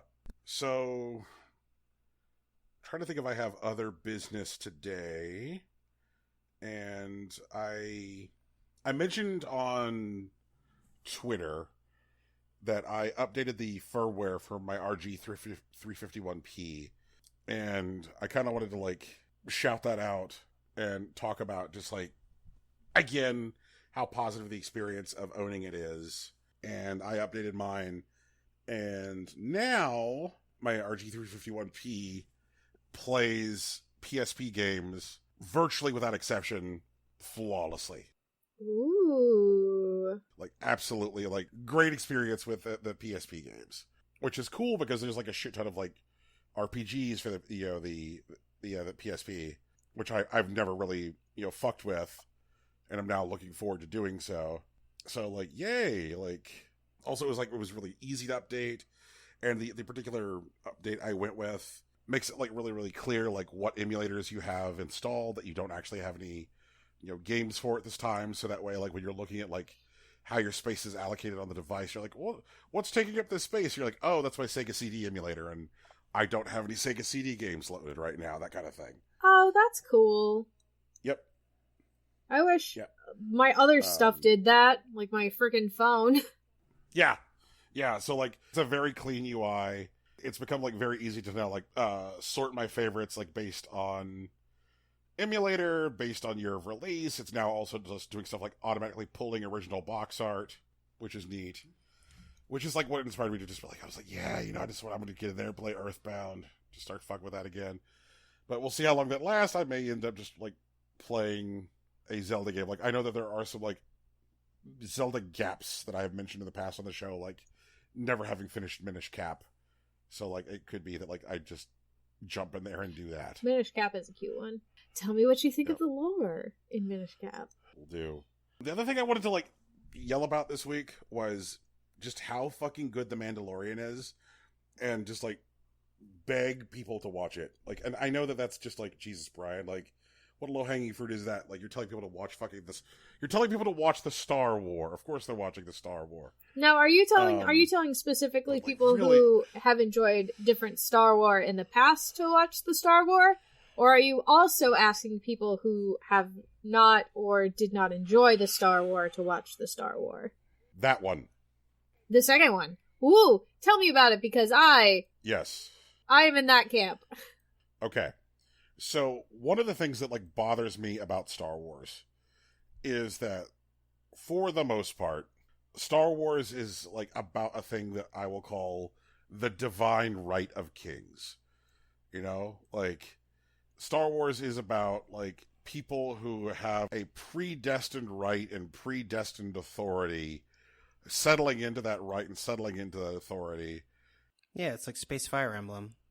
Yeah, and it's just like I don't really fucking like that. It's not great.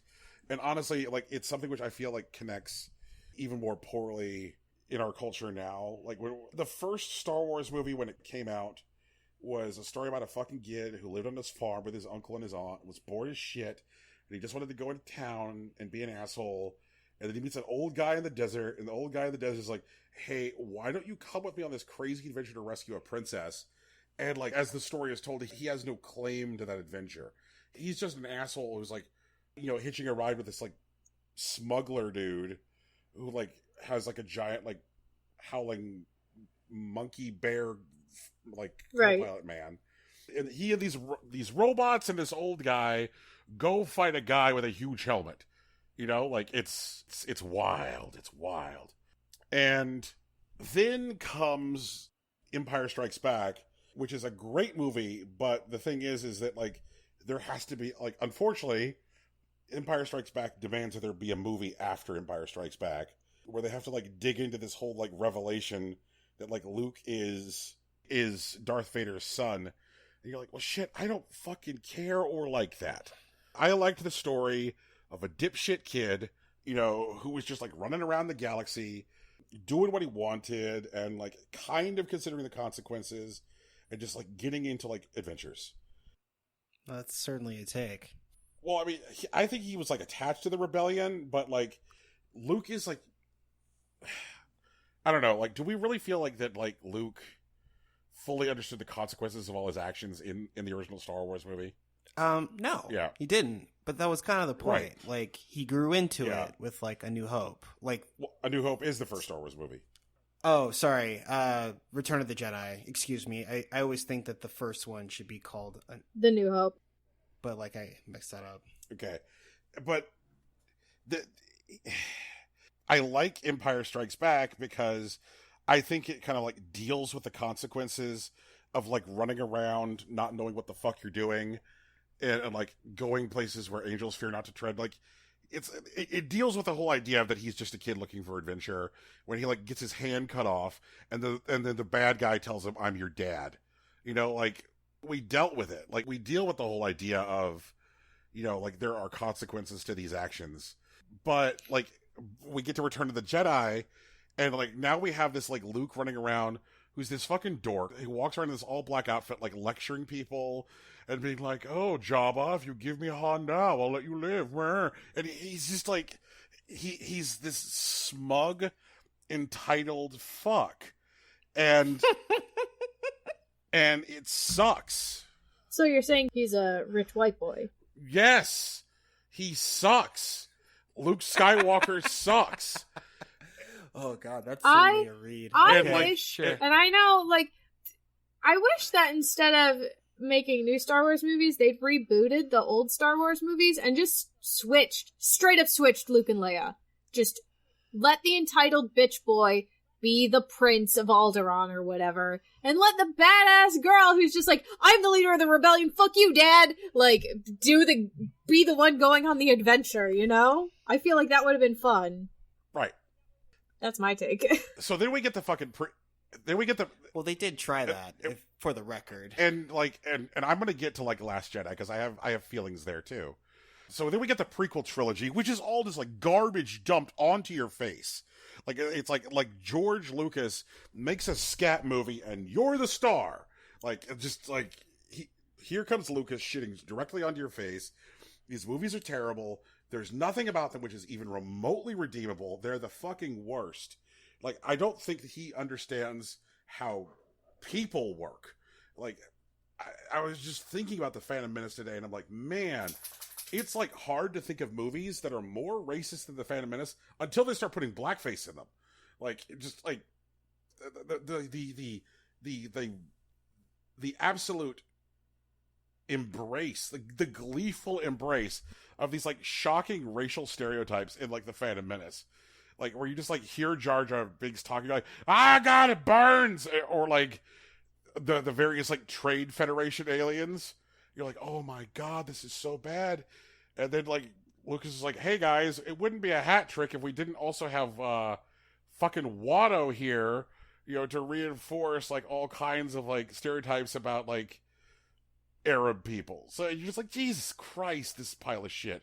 And then along comes Attack of the Clones, and we're like, once again, like we're just balls deep into the divine right of kings. Only this time, the divine right is to pussy. Where like we've got Anakin Skywalker just kind of like sleepwalking through this movie, saying things to like Padme, like, hey Padme, softer than sand, my lady. And she's like, well, you know what? Somehow that works. Why and does like, that no, work? No. Why does that work? No, like, and I feel like just like when you think about the way the movie's made, like it's very obvious that like Lucas thinks his primary demographic is young white boys who live in the United States, and it's. I mean, he was right. And it's just like, fuck that. Those people have enough movies. But Brad, it was still 2003. They still had a couple more decades to take over. And then comes fucking part 3, The Revenge of the Shit, the all-anal final chapter, where like Lucas realizes he's done nothing to move the ball down the field as far as like getting to A New Hope and connecting his trilogies. And you have like 40 minutes of the most clumsy, ham-fisted, shitty, terrible visual storytelling you could possibly fucking imagine, where he suddenly has to make Star Wars look like Star Wars, where he's just like, look, there's a Star Destroyer, are you happy now? Look, he's in the helmet, are you happy now? We put Here's the big Kenobi. ship back, yay! Yeah, like, are you happy now? Are you happy It's gonna now? go pew-pew in space! And then, like, after doing all of that, we get to a scene where, like, Darth Vader is, like, strapped to a fucking table. He's like, where's Padme? With the James Earl Jones voice. And you're like, oh no, oh no. And then, like, Palpatine's like, surprise, you killed your wife. And we get the famous, terrible meme, no. And just, you're like, you have reduced Darth Vader to a garbage idiot. He's a garbage idiot. Like, his existence is necessary for the universe. This guy has the divine right to kill a room full of kids, slam that puss, and conquer half the galaxy just so his fucking son can run around in this, like, poet's blouse, killing people with a laser sword? Fuck all this. Fuck this movie. Fuck him.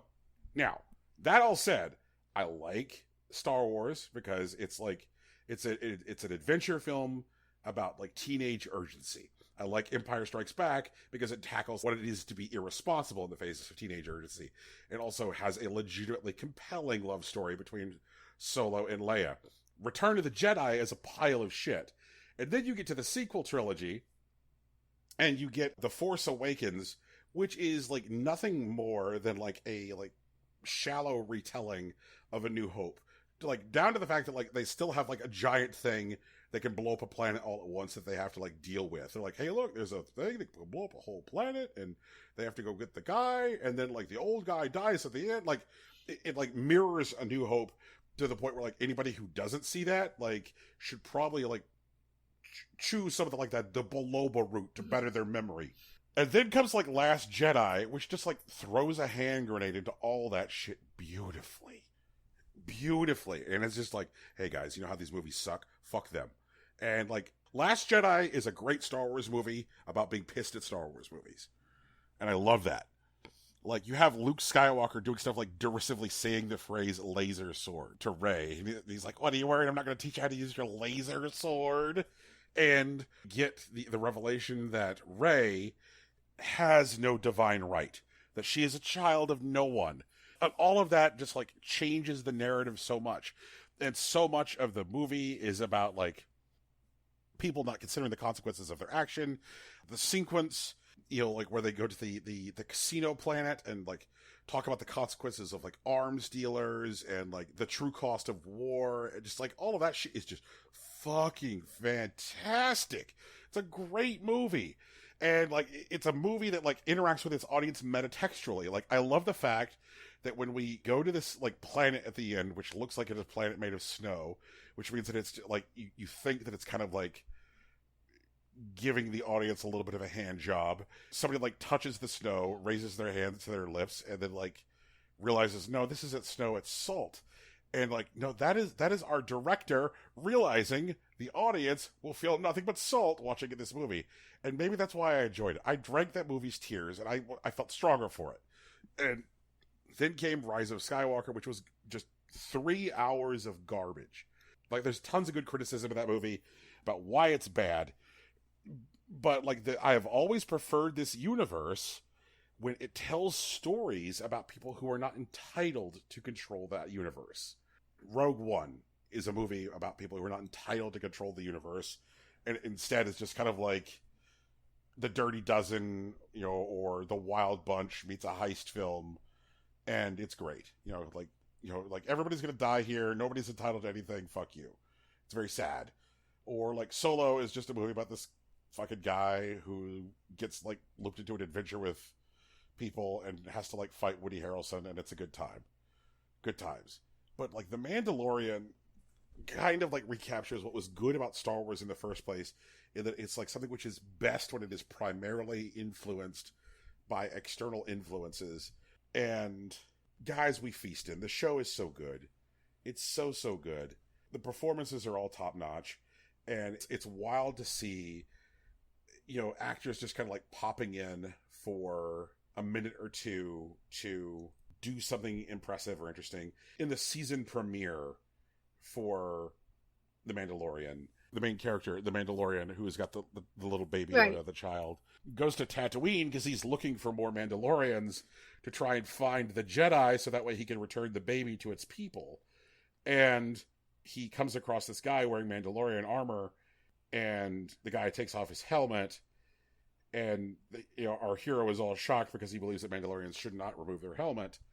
And it turns out that the guy beneath the helmet is played by actor Timothy fucking Oliphant, who is like playing this character who is like the sheriff of like a small mining settlement. And they do this like whole story where our central character, our Mandalorian, is able to communicate with the Tusken locals. And it approaches the story of like Tatooine, evaluating all of the characters that we normally see on Tatooine as colonists, and Tuskens as natives, and Tuskens as like an invaded people.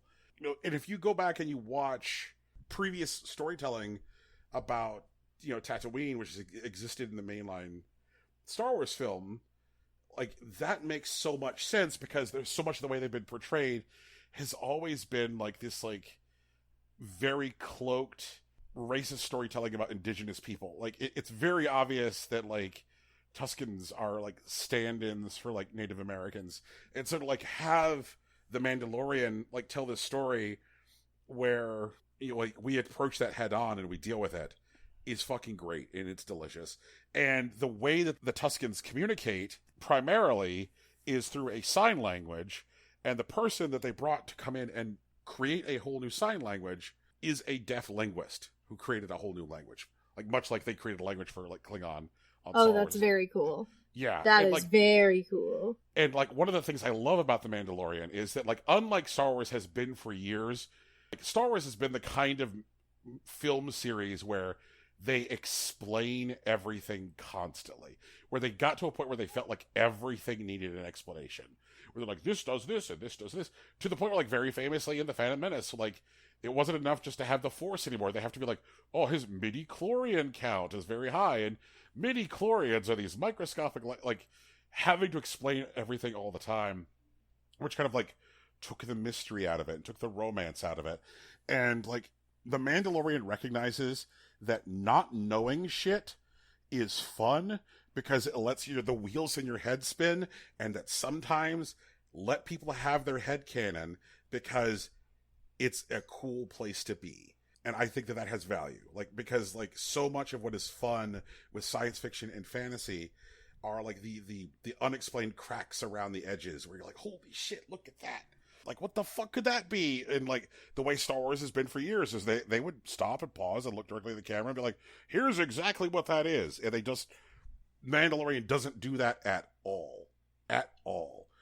And fills their show with, like, great actors doing great performances. Like, the main heavy on The Mandalorian is Giancarlo Esposito, who is one of my absolute favorite actors, and as near as I can tell, is the best villain ever in Star Wars. Like, he is a boss.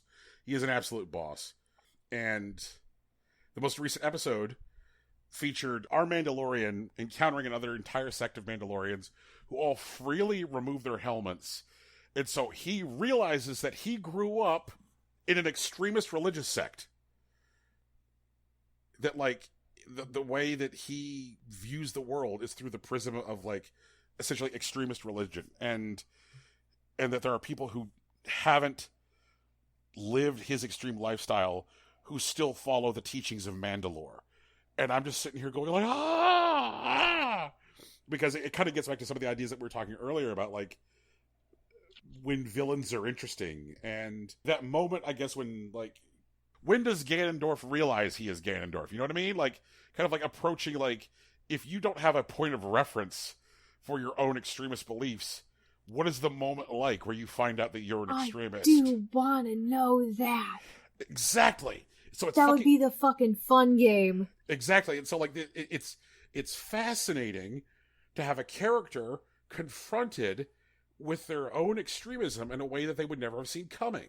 So, like, it's been really, really satisfying, and I can't suggest it enough. It is Star Wars for people who love Star Wars, and it is Star Wars for people who fucking hate Star Wars. Huh, alrighty.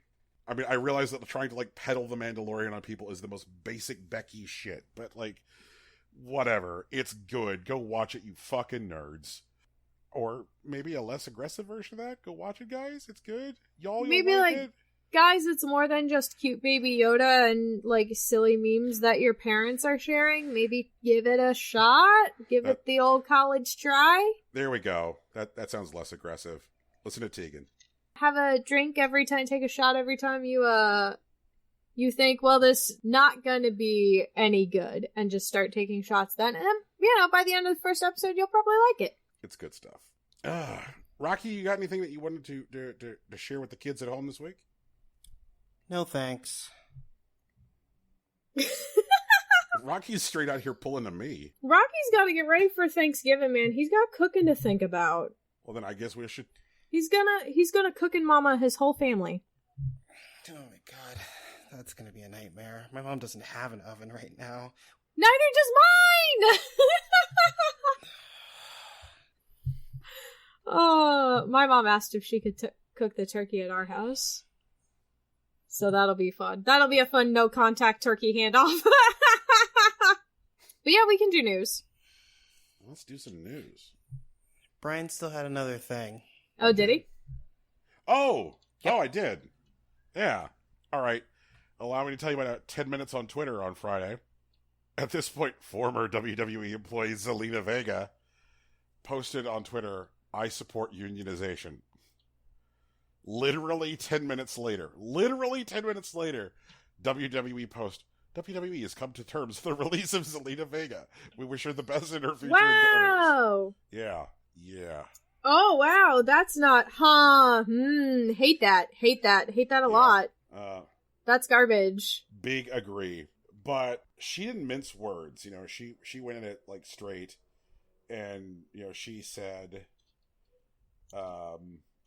exactly what she, thinks, and so, like, Zelina Vega was actively streaming on Twitch, and was actively running an OnlyFans account as well, and WWE told her, like, you need to shut both of these down or just hand over all the money you make from both to us.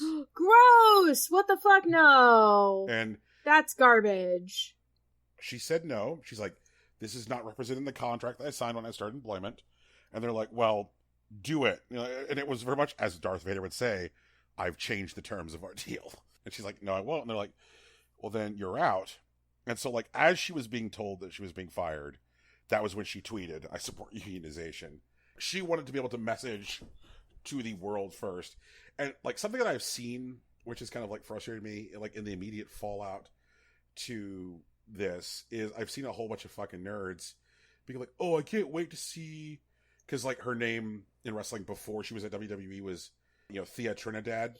They're like, "I can't wait to see Thea Trinidad in AEW," and I'm like, that completely ignores like what she's like standing for right now. Like she is talking about how like there is a system of exploitation for like wrestlers who work on television in the United States, and it doesn't matter like really which promotion it is, like WWE, AEW, Ring of Honor, and New Japan, which all have television in the United States, do not treat their wrestlers as employees. And like in a New Japan's case, it's especially fucked up because the wrestlers who live in Japan are on the payroll employees. Like they are people who are employed by New Japan. They are employed by Bushiroad, and they get a regular paycheck, which is just tied to the fact that they are employees. Wrestlers who work for New Japan, who wrestle out of the dojo in LA, are contractors. They are independent contractors. So like depending on which dojo you get assigned to is like whether or not your medical is covered by New Japan. That's fucked up. Every one of these promotions, which have like television deals in the US, essentially pretend that their employees are independent contractors while placing significant constraints on what they can do. And the constraints are not identical. Like AEW is not coming for people's Twitch accounts. It's not coming for people's Cameo accounts. But, you're certainly not, like, if you work for AEW, able to, like, go wrestle on television for somebody else, or there's also significant conditions on where you can wrestle when it's not on television. So, like, whether or not you're truly an independent contractor is a matter of debate for, like, most of these promotions. It's definitely not true for, like, WWE, where the only thing they want you to be able to do in order to, like, feed yourself is work for them. The only promotion which is, like, even close to, like, the definition of an independent contractor is, like, Impact, where even though, like, you're signed to a TV deal with them, you can pretty much wrestle wherever you want, and you have no constraints on any other types of income. Meaning, like, in the truest sense of the word, you're an independent contractor. You're like the guy who you hire to have somebody come fix the plumbing. Like, that's fine. But, like, I don't understand people who see what she said, and their reaction is like, oh boy, I hope to see her in this promotion that I prefer, which also has labor issues. I'm like, I think that a better thing for her to be right now is, like, a voice for labor rights in wrestling. Like, yeah, like Tim Allen. I thought Tim Allen was just discovering the Wikipedia entry on Karl Marx. I thought he was what up to. I think he shared it to his followers. I think he's actually maybe a little deeper down the rabbit hole currently. I mean, Tim Allen needs to understand that if he's going to be a fucking idiot on Wikipedia, that, like, Twitter is going to respond by reminding people what kind of life Tim Allen has led. And it ain't pretty. Sorry, Tim Allen, you're literally a snitch. Fuck you. Like, you remember that time that Tim Allen got busted with a bunch of coke and didn't go to prison for 10 years because he gave up the other guys selling coke? What? That's right. Then when he got out of jail, he's like, I guess I can't hold no jobs. I better try stand-up comedy. But anyway, so, like, I saw that, like, Zelina Vega, a.k.a., Thea Trinidad, had been contacted by Gabrielle Carteris, who is the president of SAG-AFTRA, saying, like, yes, absolutely, like, TV wrestlers should be unionized. Please reach out to me, please contact me, and, we can talk about, like, what are next steps. So, something that was, like, disappointed me earlier this year was when we were near the beginning of quarantine. There is a person I've discussed on this show before, a guy named David Starr, who, like, revealed himself to be a secret piece of shit, who had been, sexually harassing and abusing women behind the scenes. And it was, like, a huge disappointment because he had been the public face of labor rights and the struggle for unionization in wrestling up until that point. And it's like, hey, the guy who's the head of the wrestling labor movement turns out to be a piece of shit. And I was really worried that, like, any kind of momentum that could get was going to get slowed down for years because, that guy turned out to be a turd. And so, like, I'm glad that someone has, like, so clearly and without equivocation, said what she said and is now in touch with SAG-AFTRA. So we stand a queen. Fucking A. Go get him. Knock him dead, Thea Trinidad. Fucking slay Vince McMahon and drink the blood from his still beating heart. Okay, I think now we can do news. Did I have to do the part about the still beating heart? Was that the key? I will never tell you. Okay, fair enough.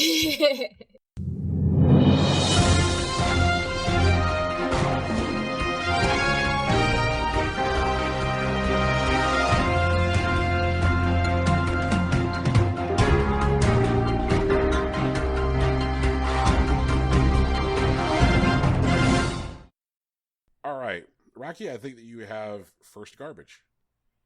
Oh, yeah. So EA is ballin' and being attacked on all fronts, and they don't care.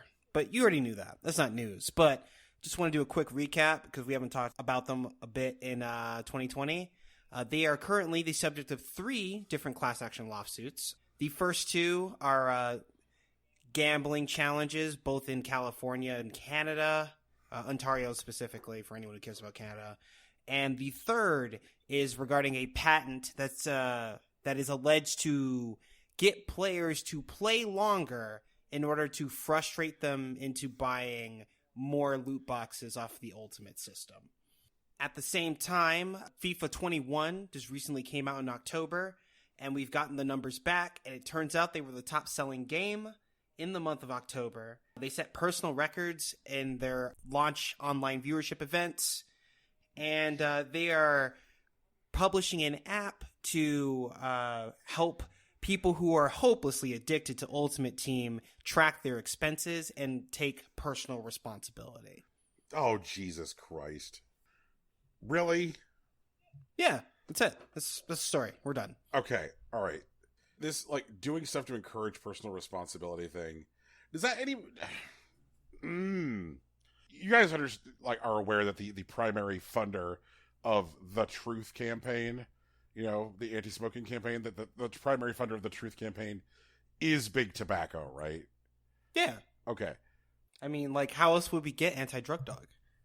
And, and when you walk through a casino, there's, like, periodically the signs that are like, hey, guys... gambling is addictive, and if you have issues, like, we've placed a payphone right here, it's okay, call somebody. And just, or when you go into, like, and this is more common, hey, is Texas or Ohio have state-controlled ABC, or can you get your liquor in a grocery store?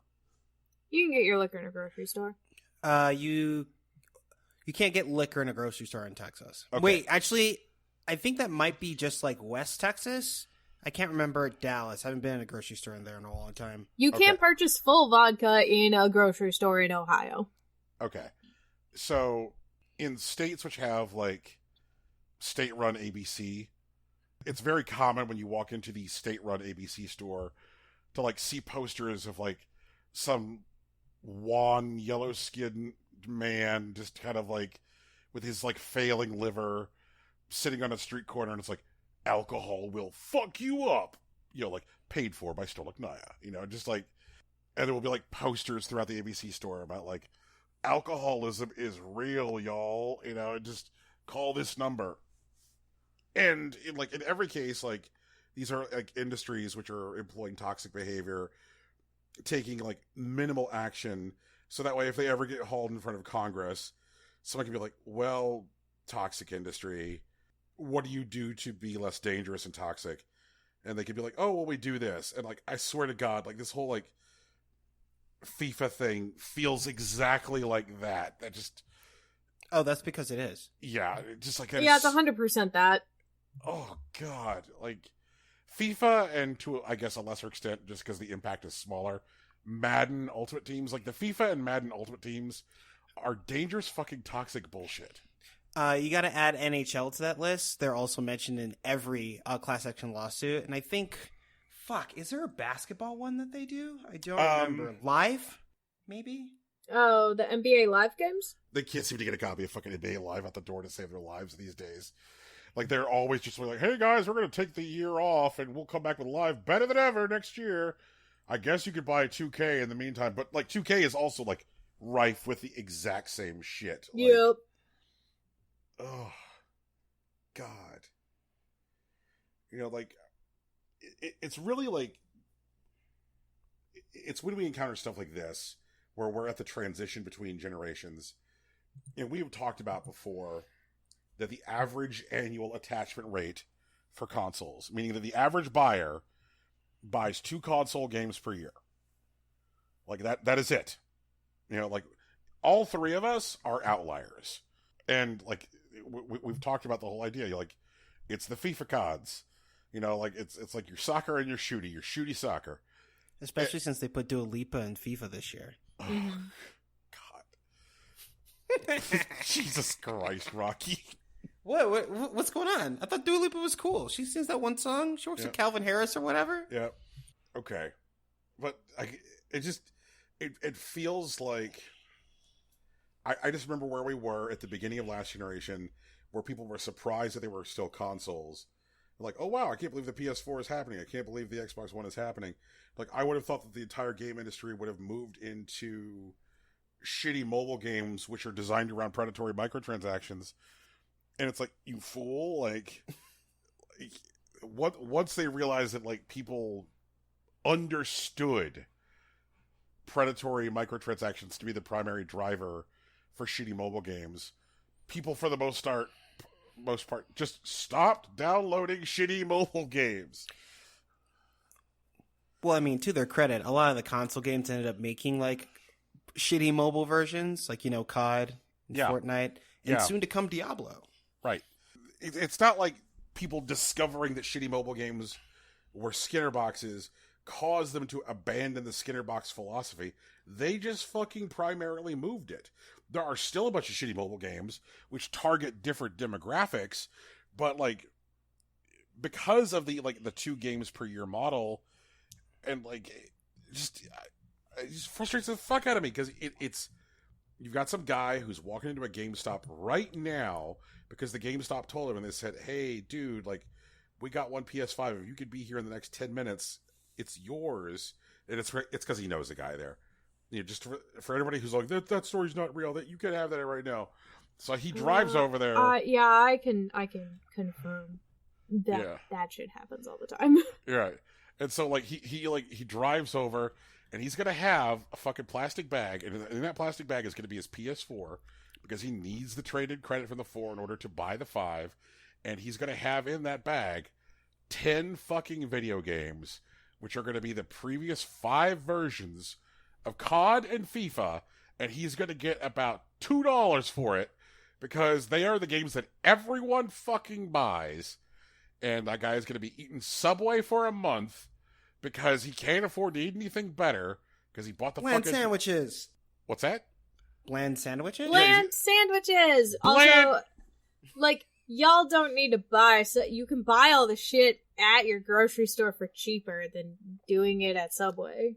But so now you don't have the convenience of some minimum wage worker making a sandwich in your presence, Tegan. Some minimum wage worker fucking up my sandwich in my presence? So he's going to be eating... about the experience. He's going to be eating the blandwiches. He's going to be sitting there on his fucking couch, and there's going to be a thing which is going to be like double XP if you have the coddle pass. And he'll be like, damn, my dick hard. And he's going to go from being able to eat the blandwiches to now just, like, eating, like, the mac and cheese off the stovetop. It's like, that's where he's going. And, like, I just don't fucking like it, because it really feels like the targeting, like, the people who are just buying COD and are just buying FIFA are the people who can least afford to get caught up in the nightmare that they perpetuate. It's the people who buy like fucking 15, 16, 20 console games a year that could conceivably, I guess, afford to fuck with the systems that are being created by those, or perpetuated by those games, but they're not the ones doing it. They're the ones who are like, oh, well, I bought the new Demon Souls, and I think that the roll speed is slightly different. Like, there's, like, all right, that guy, you know. You know, like you're over here like you're speculating on your roll speed and demon souls when you're fully encumbered. Meanwhile, there's this guy over here who's like, I really need that ultimate team. It just fucking sucks, and it pisses me off. And EA, just because we haven't talked about you every week, I just want to make sure you know, fuck you. We have the same opinion, dude. Well, who wants to talk about another geyser of shit? Yep. Ready. Y'all know that Fortnite? Yeah, the Night of Forts. 2 weeks. I gotcha. Well, Fortnite... There's like a samurai who's like really popular on Twitch for streaming it or something. Something like that, yeah. I believe that's the name. Samurai. Mm-hmm. And I think Samurai won't stream with women or something. I don't know. Right, yeah, something like that. It's against his code. His fucking code. Because he believes that, like, it's not possible for, you know, the men and the women to, like, be friends without, like, dicks getting hard or something. I don't know. Like, whatever. Fuck him. But, like... Fortnite, back to fucking Fortnite and not fucking Samurai. They're floating an idea of let's call it what it is, like a subscription / battle pass kind of thing. But won't they already have a battle pass? Okay, I guess that's all right. They already have a battle pass, so now and what they're talking about in all the language is not replacing. It supplements the battle pass.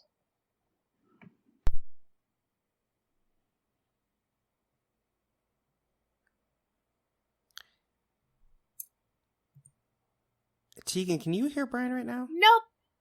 Okay. Brian ventured off into the ether. Mm-hmm. Hello. There we go. Hello again. Now you're back. Okay, so what they're talking about is this this thing that would like supplement a battle pass, a subscription. It would like give you like a stipend of V-Bucks, a free skin, and some of the questions in the survey would be like, would you be more interested in the subscription if it included the battle pass? So like I would say they're kind of like toying with like both ideas. But the issue is that like right now, Fortnite currently sets its seasons to around 3 months in length, which means that like for people who just like buy the battle pass and then like grind the battle pass hard, they only represent recurring revenue to Epic once every 3 months. But this like subscription idea that they're floating in the surveys is for a monthly subscription. And Ew. Yeah. And so if like the battle pass is currently $20 and the high end of the price range, which they've been like testing in the survey, is $16, so meaning that like even if they, you know, magnanimously include the battle pass in the cost of this, like it's still like significantly increasing the amount that people are spending. This is like an effort to create recurring passive income where people are not even like sitting there making a decision with a credit card. They're just getting billed every month like they would like their fucking phone or Netflix. Well, everyone wants to be phones now. Yeah. It's gross. It's gross and I don't like it. And like this is not the first time that like Epic has like toyed with the idea of ways to increase revenue.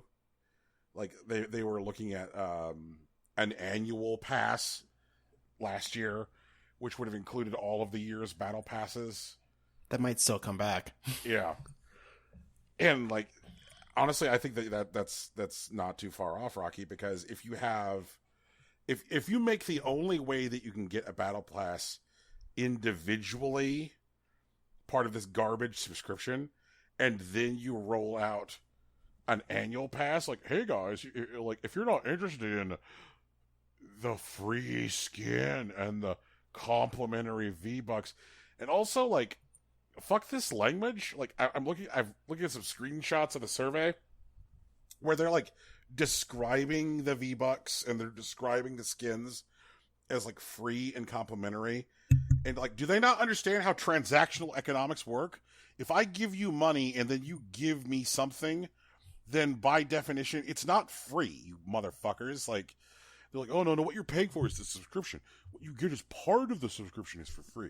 It'd be like if I walked into a Subway, if I walked into Blandwiches, and I hand the man, $6, and then he hands me some terrible, shitty sandwich made on, like, oat muffin bread, like full of soggy cucumbers. And he's like, here's your free sandwich. The $6 you gave me is completely unrelated.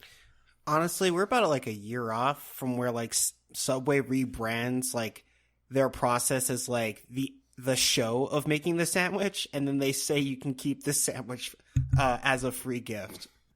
I mean, that's almost like what Cold Stone does. Yeah. You mean like humiliate teenagers at the store? Yeah, if you give them like a quarter or whatever in the fucking tip jar, they have to sing a dumb song. They do, it's true.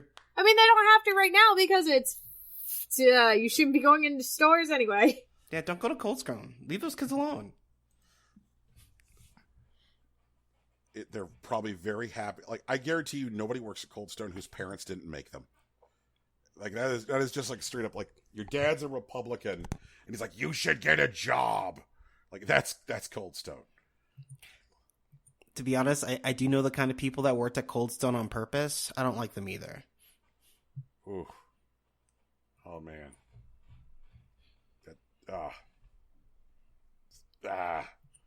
So fuck the intentional Cold Stone employees and have mercy on the ones who don't want to be there. Just don't go.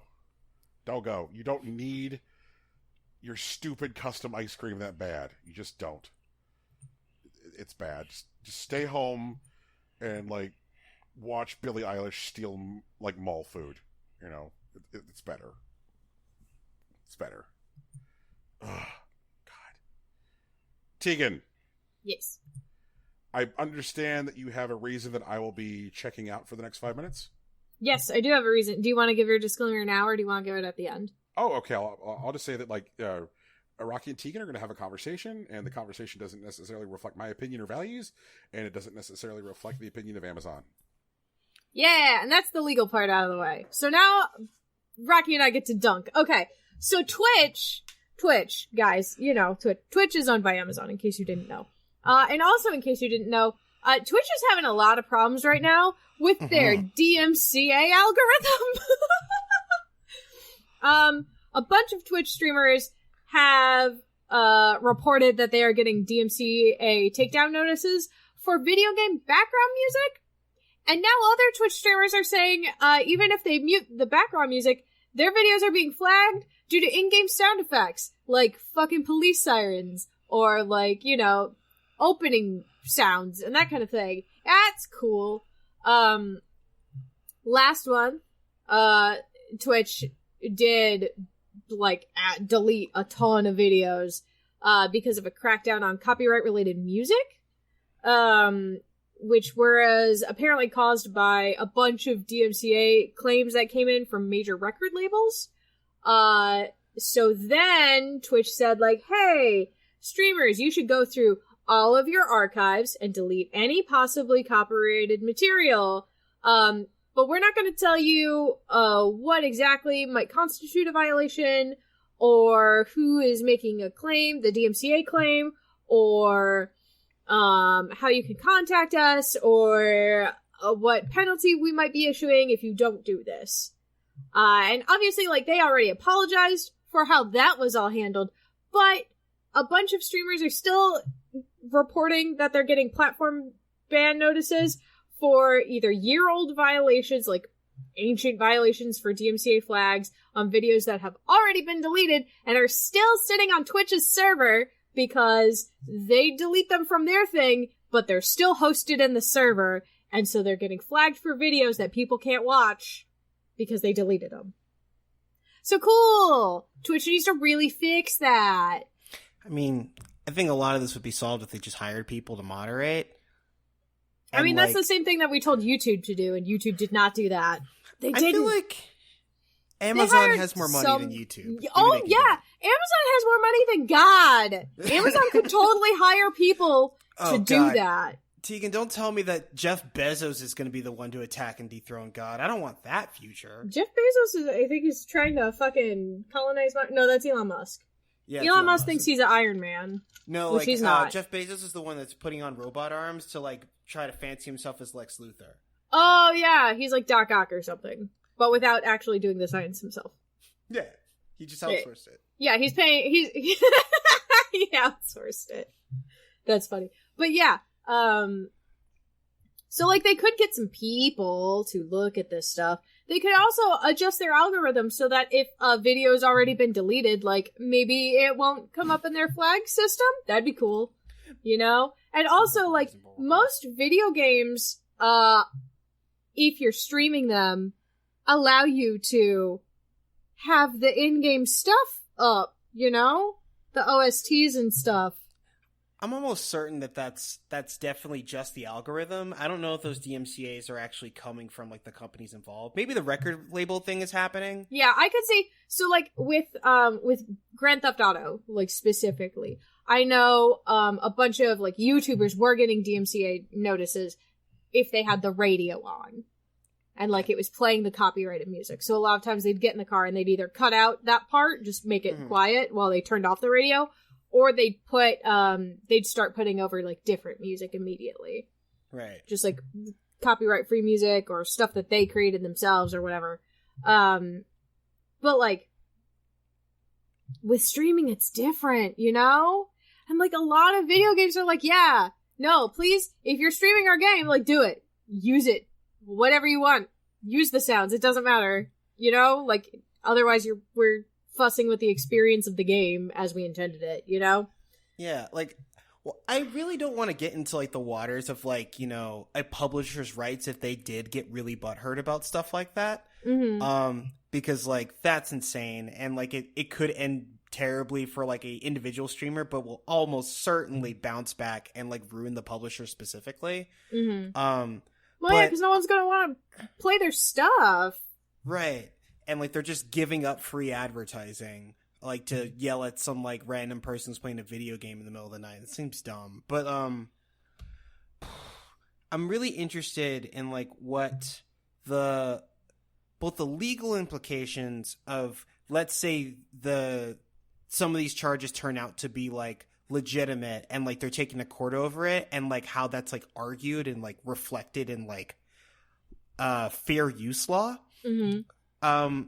But also I'm kind of interested, like, albeit it would require more labor on the side of creators of, like, them more intently controlling their soundscape over the long term. I'd hate for this to be the reason, but I'd be interested in seeing what the result of it would be.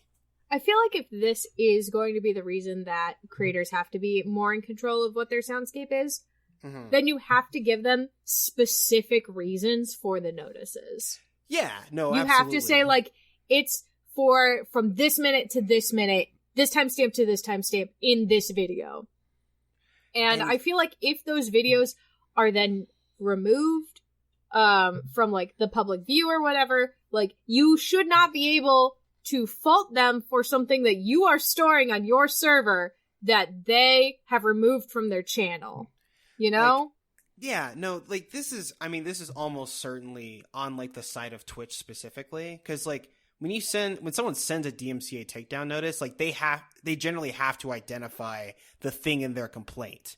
Like, it's this particular piece of music or sound at such and such time in this particular video, because they also file it with, like, a court or whatever. But, like, if Twitch is just saying, hey, there's a problem somewhere in this video, like, that's almost certainly just Twitch, like, not giving the creator enough information for whatever reason that may be. Like, maybe it's a standing policy that wasn't necessary before, but is almost certainly probably necessary now given how widespread it is. But I don't know. Maybe Twitch will figure it out. Definitely have the resources. I definitely feel like right now it's a algorithm issue. As we have discussed multiple times on the show, when you let an algorithm do all the work, it doesn't work out 100% because computers are dumb. So consider hiring people to do that. There are people who would not mind sifting through people's Twitch streams, you know? Yeah. Like, that is a job that you could do during a pandemic working from home. You know? Yeah. And it wouldn't be that big a deal. You'd have to, and if you're only having people look through stuff that the system wants to, like, that is related to a DMCA notice specifically, I don't feel like it'd be that bad. You could have different teams of people, like, these people only work with video games, and there's teams of people for, like, each major, like, platform. So there's, like, a Microsoft team, and there's a Sony team, and there's a Nintendo team. And then you have, like, what? Go ahead.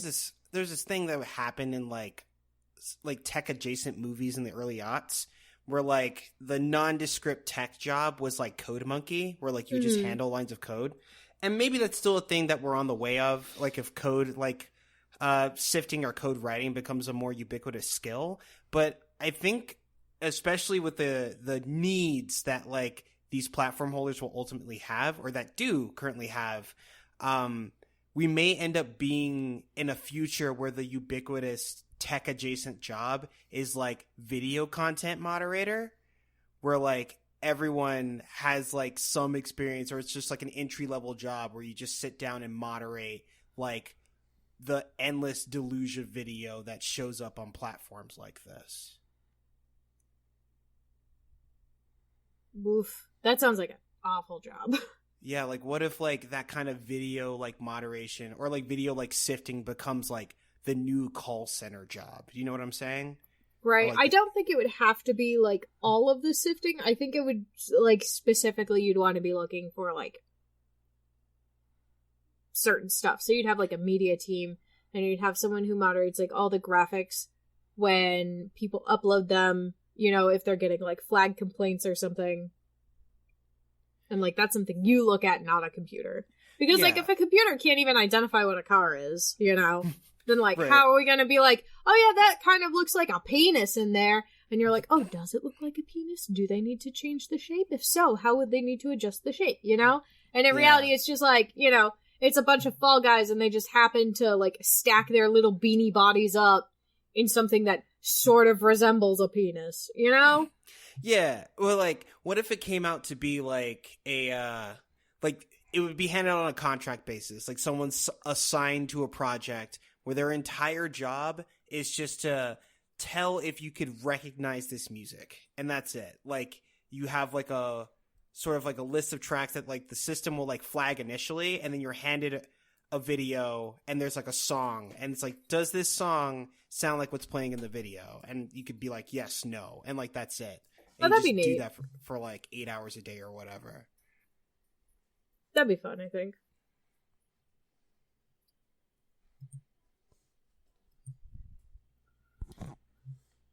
Brian, if you want to rejoin the conversation, I think we might actually be closer to done dunking on Twitch.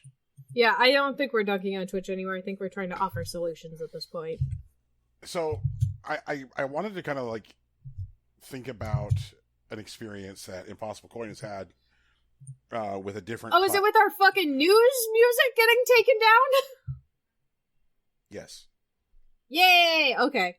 Right. Go for it. And so, like, that's happened twice, and in both instances, you were able to see who the claimant is and then who served the notice. And in both instances, what happened was there was a third-party service that was just, like, crawling the archive on Facebook, and then looking for, you know, offending data. So, like, right. Like, so what happens is like, these third-party services and these third-party law firms, like, ingest, you know, what has been provided to them by a client. You know, a client will be like, you know, this is my podcast where I talk about how to get rich, and then the third party service will ingest, and nobody's like touching it enough to recognize that, like, when it's being handed off, that all of the copyright material is the guy talking about getting rich, and that his bumper music that he's using at the beginning and end of the show is, like, public domain, music which could be used by anybody. And that now you just have some robot trying to tag the music because it's not sophisticated enough to tag the voice material. And the issue is that, like, right now, the way DMCA works and the way copyright striking works, regardless of platform, is that, like, all of the onus and responsibility falls onto a claimed party. Whether it's YouTube, whether it's Facebook, whether it's Twitter, or whatever. Like, if you're the one being claimed, all of the responsibility is on your part to respond to the claim. The claimant doesn't have to, like, provide anything. Like, basically they just have to be like, I claim, and then the respondent has to be like, no, that's mine, or no, that's public domain. Like, the claimant has no responsibility to substantiate their claim. And I think that's broken systemically. Because if they had to produce evidence, then I think if evidence was required at the front end of the process, then you could conceivably solve a lot more of this problem algorithmically. You could have a robot trolling, because then the person who's making the claim is required to hand off whatever their evidence is. And so, like, if they have to hand off evidence and then the evidence is just, like, fundamentally broken, like let's say there's 19 different podcasts which use the same public domain music as bumpers in some different way. And of those 19 different podcasts, like, 11 of them get enrolled with, like, third-party legal services that employ algorithmic crawlers. If you're one of those legal services and you have more than one of those podcasts as a client, then that should raise a red flag. If you're like, oh, well, podcast A and podcast B, both, based on our algorithm, have the exact same music claimed, then that should pose a problem. And that should be something that should be surfaced before they're ever automatically issuing claims to platforms. Like, you should never be going to Facebook and saying, we own this podcast's music, if you have more than one client who claims to own the same music. Which is why I think that, like, more of this can be done by robots if you require a human-to-human handoff with the claim at the beginning of the process.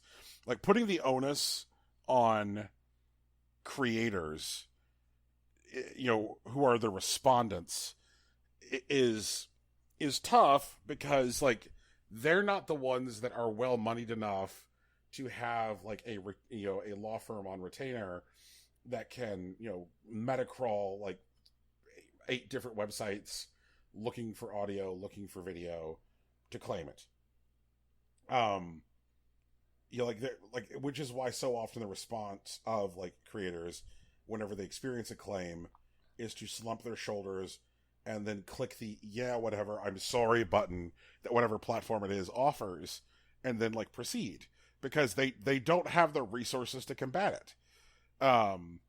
But by putting some of the onus on the claimant, it should deter this behavior at all. Like right now, like, I think about something that Facebook, like we talked about, you guys were talking before I could return to the conversation. One of the things you were talking about is the idea of people who sit in cubicles and, like, watch stuff all day as, like, kind of the new code monkey job. And there are people who legitimately already do that for Facebook, but what they're looking for is they have algorithms going, looking for content that violates Facebook's terms of service, which then feeds it into a queue where then somebody determines if the thing is, like, a audio, video, or text post or chat which violates Facebook's terms of service. and like kind of stuff which has been eliminated there are like gnarly shit, like videos of like rape and murder, or people's suicide notes, things like that. And if Facebook is already committed to like having humans sitting in cubicles to make like manual determinations on that kind of content, then what they could do is have humans who manually sit there and review the claims which have been submitted by humans. Like if you force a claimant to have a manual handoff where they have to hand over evidence to a platform holder in order to serve a DMCA notice and say like, oh, okay, like on Facebook, Impossible Coins news bumper music is stolen from us. Here it is. Then if you have a human who then has to like listen to the supplied evidence, that's where I think that you could like have more effective utilization of like human queue times. If you just had everybody combing every stream ever, like that's a lot of data, and it doesn't recognize the fact that like that kind of content is increasing at an exponential rate. So it's important to shift the onus, to shift the responsibility onto the people making the claim. And that is all I can say without getting more specific.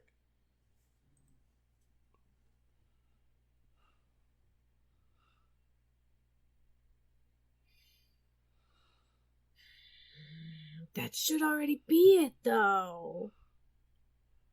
So what you're saying is, Brian, your observation is abundantly obvious. I mean, yeah, it's like... I'm not just saying, like, your observation is abundantly obvious. I'm saying, like, I find it frustrating that isn't a thing that's already been implemented. Right. And that's kind of where I sit. 1 second, guys. Rocky will need to cut a few seconds of audio. Buffy, come here, baby. Buffy. Oh no, we're keeping this in. We're absolutely keeping this in. People don't need to hear me sing to my dog. Yes, they do. Yes, they do. They hear me sing to my cat. Why the hell not? Because you singing to your cats is on brand. No, fair enough, I guess. They're little babies. Can't help it. So yeah, I agree, Tegan. It is a thing that does feel like abundantly fucking obvious. It feels like if somebody's going to like issue that kind of claim, that like, especially if they are a corporate entity and not an individual, that it is their responsibility to supply evidence. Like you would think that like if you're going to make somebody have to face their accuser, they should be able to get their arms around what they're being accused of. And like that's why I find it very, very frustrating in the experience of Facebook, where on Facebook, it supplies you when you are getting claimed with the name of the claimant and the who served the claim, and then like it's up to you to like go down the rabbit hole and figure out what it is. And I remember the first time we got our first claim, I was like, what the fuck is this? Like, who the fuck is claiming Impossible Coin? And so then I went and I tracked down that guy's goddamn podcast, and I was like, oh, he's using the same public domain music we are. Fuck him. Like,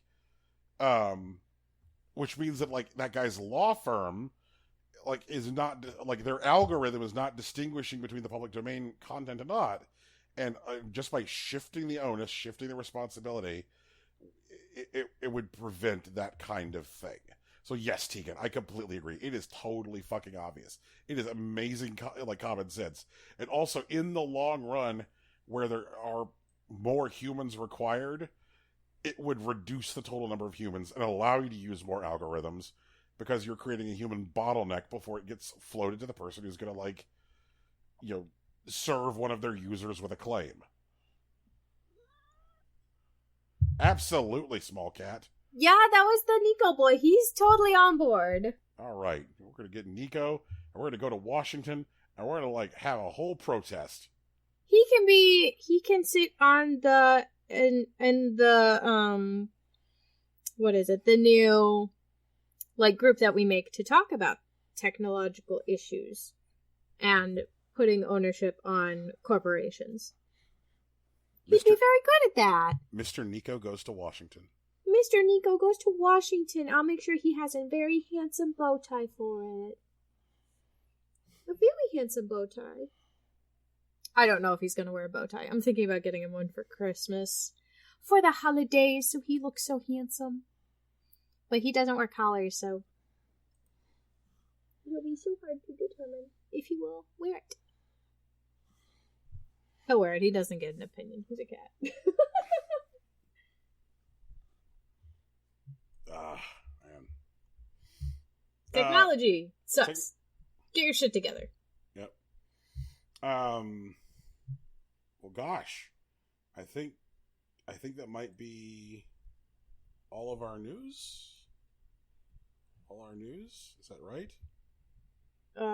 Yep.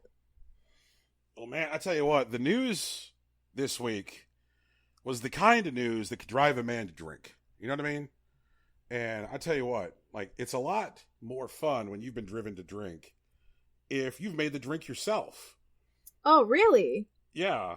And I tell you what, if you find life to be the kind of thing that can be improved by an amusing hobby, but still depressing enough that you would enjoy alcohol, then let me recommend making your own wine and cider. It's a thing that I've really enjoyed doing. And something that you can enjoy doing if you go to bruzy.refr.cc/impossible coin. And you'll have an opportunity to get 15% off your order from Bruzy when you use Impossible Coin's referral link. So, shout outs. Check it out. Make yourself some cider and hate the world we live in. I mean, you don't have to hate the world we live in. Let's be clear. Cider and wines can also be used in a celebratory manner. That's true. Like, so when you're at home, responsibly self-isolating because, hey, Jesus Christ, the third wave is going to be like what happened in New York, but for everyone. Stay at home and be like, hooray, I'm celebrating the fact that I'm nowhere near anyone and will probably live this thing because I'm alone. And drink wine. Also, like, you won't have to put someone else's life at risk to get some alcohol. That's it. That's a great point, Tegan. For your excellent time enjoying our holiday watch-alongs, which are coming soon. If you order your Bruzy now, not only should you, I think, you'd be able to drink along with us. Absolutely, yeah. Each Bruzy packet will produce up to 1.5 gallons of wine or cider. That's a lot. Yes, and the ABV on wine or cider from Bruzy, once it is finished brewing, is 15%. So you could have yourself 1.5 gallons of 15% cider ready to go after just 5 days. 3 days of fermenting and 2 days of cold crashing, which means that you could definitely, as Tegan said, be ready to watch along as we wish you guys a happy holidays, happy holidays. Man, you're doing the work there. I'm trying. It's hoppy holidays. Hoppy holidays from Bruzy. And Impossible Coin. We're here too. I'm sorry. I just saw Rocky. You got to cut out Brian singing to his doggo, and for some reason it broke me. Hey, it just broke me. You know. But I'm doing the thing where we put the things in so that we remember to do stuff. Get Bruzy, use codes. And while you're thinking about like throwing some money around, Rocky might have some ideas on how to do that. Wait, what? Patreon. Have I? Usually I say take us home, and I'm sorry, I failed. Rocky, take us home. No, okay, no, that's fine. Hey guys, this has been a show. It's been something, right? You've been on that journey with us. Sure has been a time. And if you want to tell other people about it, if you want to share the experience, this will not delete at the end of this episode, but you can find us wherever podcasts are found. So if anyone has access to, iTunes, Google Play, Stitcher, Spotify, or SoundCloud, they'll be able to find us. Brian, can you hit it? Actually, Tegan hit it for us this one time. Fuck SoundCloud! I have a question for our listeners. Yeah. It's a sincere question. I have so much problems every week with SoundCloud. I want to know that if I can get SoundCloud working properly, is it going to be anybody's primary mechanism for download? Do not just fucking arbitrarily say yes. Do not just be like, oh, yes, because, like, if you were, like, say, listening to us before and you were fine, you know, like, you could go back to that lifestyle. But if you are a person who's like, hey, this is where I catch all of my podcasts, my life is actively more complicated because I can't catch Impossible Coin there, then, like, please let us know. Because, like, SoundCloud is legitimately being a huge pain in my ass every fucking week. I know that we added it as a result of user feedback, but I just want to know if that was just somebody, like, being like, oh yeah, what about SoundCloud? Because, like, if it's that, I might need to take it out back and shoot it. But if somebody's actually using it, I will continue to fight the good fight. This would be a great opportunity for a poll, I think, Brian. You know, that's true. That's true. Speaking of SoundCloud, Big Sach, kid brother of the show, dear friend to all of us here at Impossible Coin, produced the music at the beginning and end of this program. You can find his work at soundcloud.com/BigSachNJ. And if you want to drop him a line, talk about how his experience on SoundCloud, you can hit him up on Twitter at Hillary_Swank. Our logo is also a t-shirt. It was designed by Lauren Moran. You can find her work on Patreon, or you can talk to her at Lauren Moran on Twitter. And speaking of Patreon, which is, I think, the thing that Brian wanted me to talk about before, we have one of those. It's called, it's at patreon.com/Impossible Coin Podcast. We have a new $1 tier if you just want to support us. But if you give a little more, you can get access to some of our bonus content. And, like our watch-alongs or our audio essays or pictures of Tegan's feet, if you're into that. As always, we are also on social media. I'm on Facebook and Instagram. Tegan's on Tumblr. Brian's on Twitter. It's all Impossible Coin. And I think that's us. That's the show. It's true. I wanted to give Lauren Moran one more, like, specific shout-out this week because this is kind of like the 2-week anniversary of her career taking off. 2-year anniversary. 2 years ago, Lauren did a portrait of Becky Lynch and put it on Twitter, and it was a huge deal. Becky Lynch retweeted her, and all of a sudden she started getting, like, giant amounts of, like, commercial work and commercial commissions, and